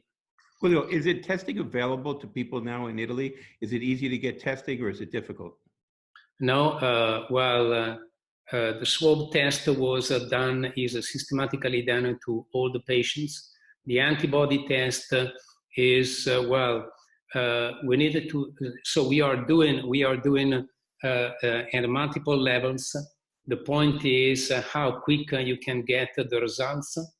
So you needed to wait for a few hours, and when you are dealing with the emergency, in any case, you have to figure out that at this point, you needed to consider all the patients positive, at least in terms of PPE is very important. This was what we were dictating to try to have the maximum protection since the beginning. And did you have equipment? Did your hospital staff have enough PPE, or were there shortages there? No, I think that despite the fact that at the starting, it was quite difficult to get everything we wanted to have, also because all the reality around the world quickly realized that this was not only one problem localized in Bergamo, but is going to be a problem for the entire community. And so also to try to get ventilators, there was a lot of competition around the world, and it was not easy to expand so quickly. PPA, I think that we were quite well protected. What about segregation? In the community, are people still on lockdown in Italy, or restaurants, everything is still closed? No. Everything is locked down till May 3rd. And I think this is very important. It's dramatically important. I think this is the main message of tonight. It's true that there are less patients coming in the last 10 days, the new patient presenting to the hospital. I think that now they are down to about 30 patients per day. And the pathology is a little bit different. The disease is a little bit different. They are coming with less aggressive level of disease in terms of respiratory distress. But we needed to try to avoid to have a second wave. And so everything must stay locked down. And you're hoping by the end of this month, maybe to start getting back to a new normal, if you will. Well, I think that is going to take, in any case, quite a longer time. I cannot foresee any sudden changes and going back exactly to what we were before. I think that at least in self-isolation is going to stay with us. We needed to change a lot of habits that we had before. Well, this has been really eye-opening because Italy was the first Western country. Your city was the first city to really experience this, and New York is sort of similar to that in the U.S. And the information you gave to our listeners is invaluable, and we only hope that you get back to work and we get to see you. Take care and save all of you and your family. Thank you. That was great. So the recording part's over. That was perfect. So once I get this together, I'll let you know what happens with it. But this was really fantastic, and I'm looking forward. I so missed the meetings. I had such great plans for our April meeting, but hopefully we'll be able to redo that in October and see you. Thank you for your time, and I hope you and your family have a wonderful holiday. Thank you very much. The same to all of you, and especially to your family. I love you. Take care. Ciao. Bye-bye. Hello, everybody. I'm here with Dr. Justin Davies, someone who I got to meet a couple of years ago. He's in Imperial College in the United Kingdom and is an interventional cardiologist like myself, although he's a lot smarter than I am. I asked him to come on with us because we all know in New York what's happening with our tremendous amount of patients that are infected with this. And I thought it would be an interesting view to see what's happening in Europe because they're a couple of weeks ahead of our curve here. So Justin, thank you so much for taking the time out today. What's happening in Europe? Obviously, you're a couple of weeks ahead of us. What are you seeing there? Well, I mean, I can share some opinions from our own experience locally, and also from what I've been hearing from loads of colleagues I'm talking to in Italy and Spain. I think that there was a whole period of expectation based on around the horrible scenes we've been seeing from Italy. So, there was a rapid increase in the number of cases, which really, I think, took people by surprise, how quickly they escalated. And I think a number of the services at the time were only just starting to gear up to how bad the crisis may be. The government started to react. And in that time period, a lot of people became infected, which led to a huge strain, as you know, on the services. We saw this coming 2-3 weeks later in the UK. Policies were made finally to slowly kind of close down the country, restrict movement, which I think has probably had a positive response in terms of the number of cases have been seen. There was a lot of preparation, huge amount of anxiety around this wave of cases, which were going to sweep our hospital systems. The hospital systems that I'm involved with in Imperial have 3 main hospitals, 2 of which acutely admit patients with ERs, and they're very, very busy in terms of with patients with a whole range of different complaints of COVID, and obviously the sickest of those going to the intensive care units. There is still a little capacity in the intensive care, but these have been massively expanded out from what is our normal capacity. The hospital, which is Hammersmith, where most of the intervention is done, is because there's no direct admission there, and because the ambulances are so busy taking people back and forth from home to hospital, has been a little bit less aggressively hit. But still, challenges are there really for the teams there, really in and around dealing with patients with acute coronary syndromes, primary PCI. Initially, the levels of primary PCI that we're seeing initially fell off. But over the last few days and over the Easter weekend, the numbers returned pretty much to what had been seen for our historical averages. So I think it is interesting. And talking to colleagues who covered over that weekend, I think it was very challenging. Trying to do cases with patients where you've got all the PPE equipment on. That's challenging in itself.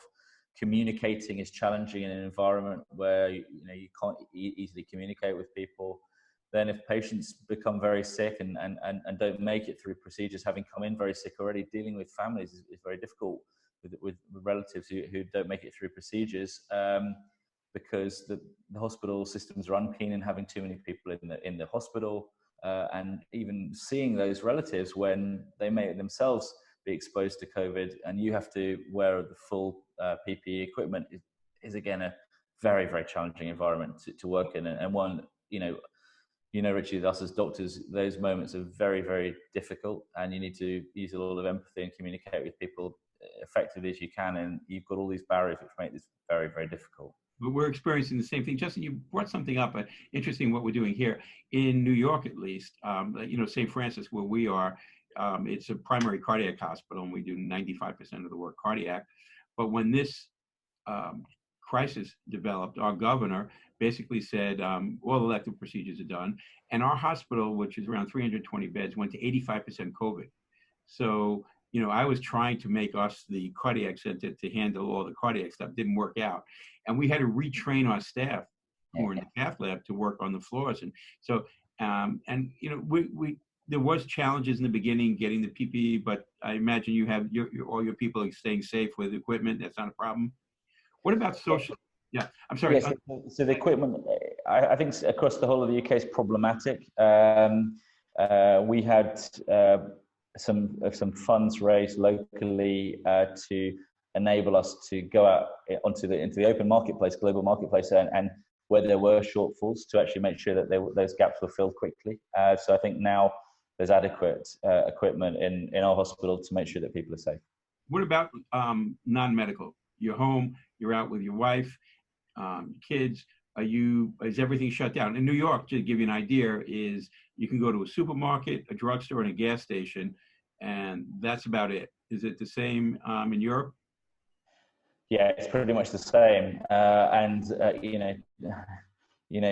You even doing those routine things, you can be stopped by the police. I was stopped by the police 3 times over the weekend in 25 minutes, which for someone who doesn't get stopped by the police ever in their life, but maybe a speeding ticket, is a unique experience. But I think that these factors of social distancing are probably the most critical ones, because I think that we simply by us limiting the distance from one another, you and I know that it's very hard for infections to spread. It's very hard with the general population who are less used to dealing with infection. They don't know how to, they're not even aware of the risks, and some of them what they're doing in putting themselves at risk and others at risk, and continuing the infectious cycle by being in a busy underground train or a bus.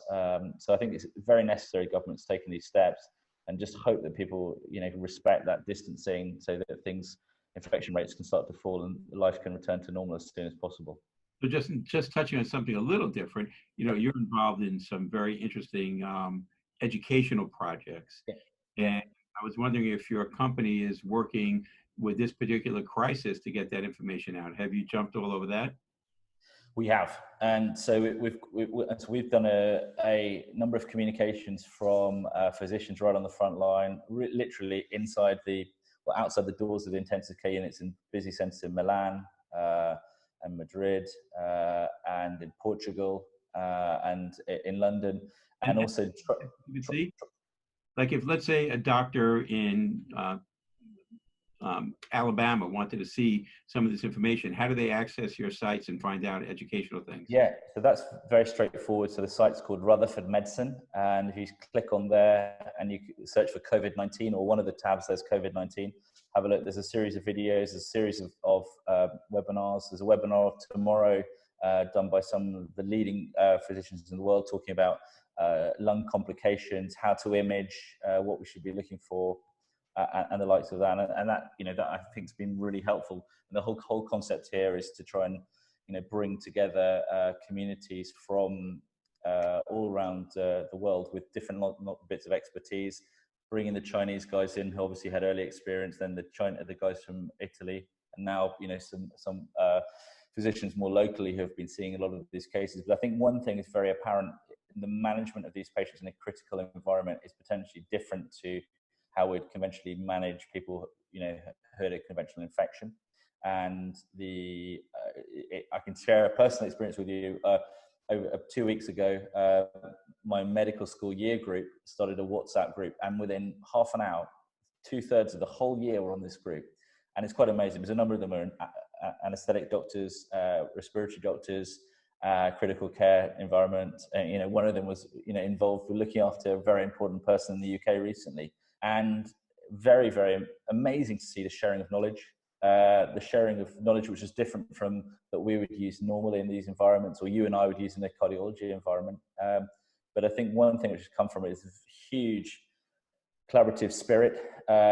Team members who maybe didn't used to get on are working in partnership. Hospitals which didn't get on are working in partnership.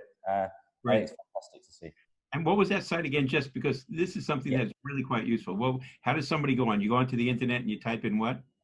So go to the internet and type in rutherfordmedicine.com, and that'll get you there, rutherfordmedicine.com. Well, Justin, I know you're busy, and I don't want you getting stopped by the police anymore, so stay home. And I look forward to hopefully seeing you in Europe or the US. It's always great seeing you. And thank you so much for taking the time, right? Stay safe. No worries. Thanks, Richie. Thank you.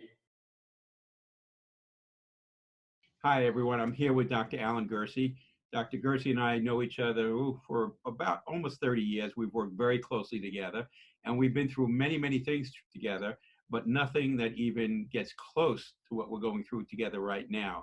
Dr. Guerci is the CEO of Catholic Health System. He runs our 6 hospitals, and I asked him to take some time out of his very busy schedule to talk to us and share some things with us. Good afternoon, Alan. Hi, Rich. Let's wait for that phone to stop ringing. There we go. The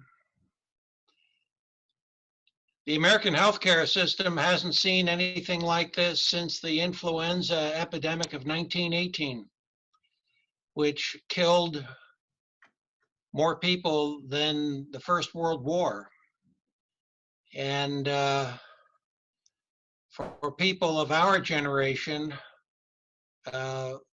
who were born after the Depression and after the Second World War, this is really the first time we've been asked to make sacrifices. As in any crisis, the crisis brings the best and the worst out of people. And fortunately, for the most part, we've seen the best. So the first thing I want to do is thank the doctors, nurses, and support staffs of all of our hospitals for their dedication and courage. We have thousands of people who are putting their lives on the line. They're putting themselves in harm's way every day. That said, what the administration of Catholic Health Services has tried to do is ensure adequate supplies of equipment and personal protective equipment. So the first form of equipment is ventilators, since what COVID-19 does most often and most seriously is cause pneumonia. We bought about 50 more ventilators. We have a 3D printing operation that has produced connectors so we can double up on BiPAP machines. We haven't had, and ventilators, we haven't had to do that yet, but we can if the need arises. And through the truly heroic efforts of our supply chain, we have been able to provide an adequate supply of face masks, face shields, and gowns. Now, they're still being rationed, but nobody's been asked to go to work without full personal protective equipment. So major change. I mean, at St. Francis, we have a lot of things we do here. A month ago, I was doing multiple procedures every day, and now my life has turned into being more of a social worker than an interventional cardiologist. So it's certainly a change for us, but for administration to adapt, I'm sure you and the rest of the administrators had to do tremendous things to change us from, at least St. Francis, a cardiac center into a COVID center, and you've seen that in all 6 hospitals, I imagine. Well, we have. So beginning about 3.5 weeks ago, we canceled all elective procedures: surgery, cardiac catheterization, electrophysiology studies, and even a few odds and ends of other procedures.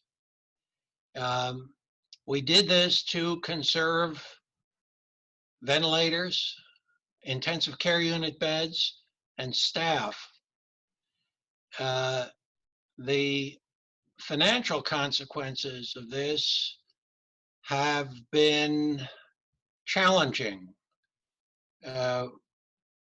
We estimate that for 2 reasons. First, the cancellation of elective procedures, which is where we make most of our money.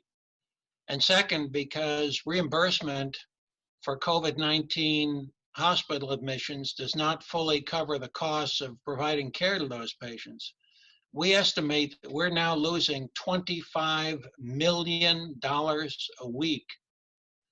And St. Francis, which is our flagship hospital, which has the busiest caseload of surgery and cardiac procedures, is taking the biggest hit. So anything people can do to help us will be enormously appreciated. I think realistically, it's going to be another month or two before this situation settles down to where we can start to plan to gradually reopen the hospital. In that context, we're recording this session on April 14th. The number of COVID-19 cases at our 6 hospitals has leveled off. But to give you some sense of the magnitude of this crisis, about 2/3 of all of the patients in our hospitals, including St. Francis, are in the hospital because of COVID-19 pneumonia. 2 out of every 3 patients. So amazing. A month ago, we had 1 patient in our hospital. How it just astronomically changed. Yes, and the patients who need ventilator support, as you know, are sometimes on ventilators for 2 and 3 weeks. It's not like congestive heart failure where maybe a day or 2 of ventilator support helps a patient turn the corner and they go home a few days later. These patients are in for a long haul. Well, Alan, I know you mentioned 1 to 2 months, and nobody really knows when the right time to open is, and no matter who the politician is doing it, whenever it's done, it's going to be criticized, right or wrong. But at some point, we're going to have to take care of our heart patients again. And it's going to be a major challenge for every hospital, as well as other aspects of society, to integrate patients back safely. And that's something I know you're working on. And, you know, I'm sure we don't have our final plans out, but that is something that's going to be concerning. Is it safe to go back to a hospital, and how we're going to do that? Well, that's a key question. You know, there are very few elective cardiac procedures. And at some point in the not too distant future, we're going to have to create a COVID-free section of St. Francis Hospital and bring patients in and get them in and out quickly. A serologic test for immunity would help enormously. We don't know for a fact whether infection confers lifelong immunity, but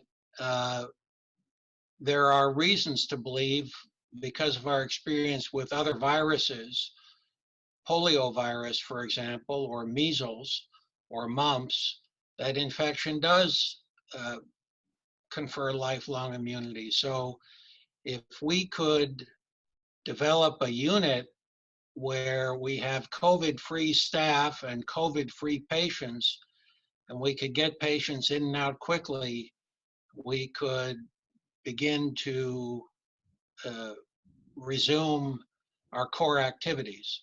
Well, I know we have so many people working on this to try to get us back to some normalcy. And I really appreciate you taking the time to speak with us. And we're hoping to raise a lot of funds for Long Island. We have a lot of people rooting for us. And I appreciate all you've always done for St. Francis and CHS and for me, and now what you're doing for us in this crisis. Thank you, Alan. Well, St. Francis is a regional treasure. I spent 12 years at Johns Hopkins before coming to St. Francis. I didn't have to leave Johns Hopkins. They made a counteroffer. In terms of every aspect of the quality of care provided, very simply the best hospital I've ever seen in my life. I think we have the best cardiac cath lab in America. Our electrophysiology laboratory results are better than anything that's ever been published, and we have great cardiac surgery. So we're chomping at the bit to get going again. Thank you. Thank you, Rich. Take care.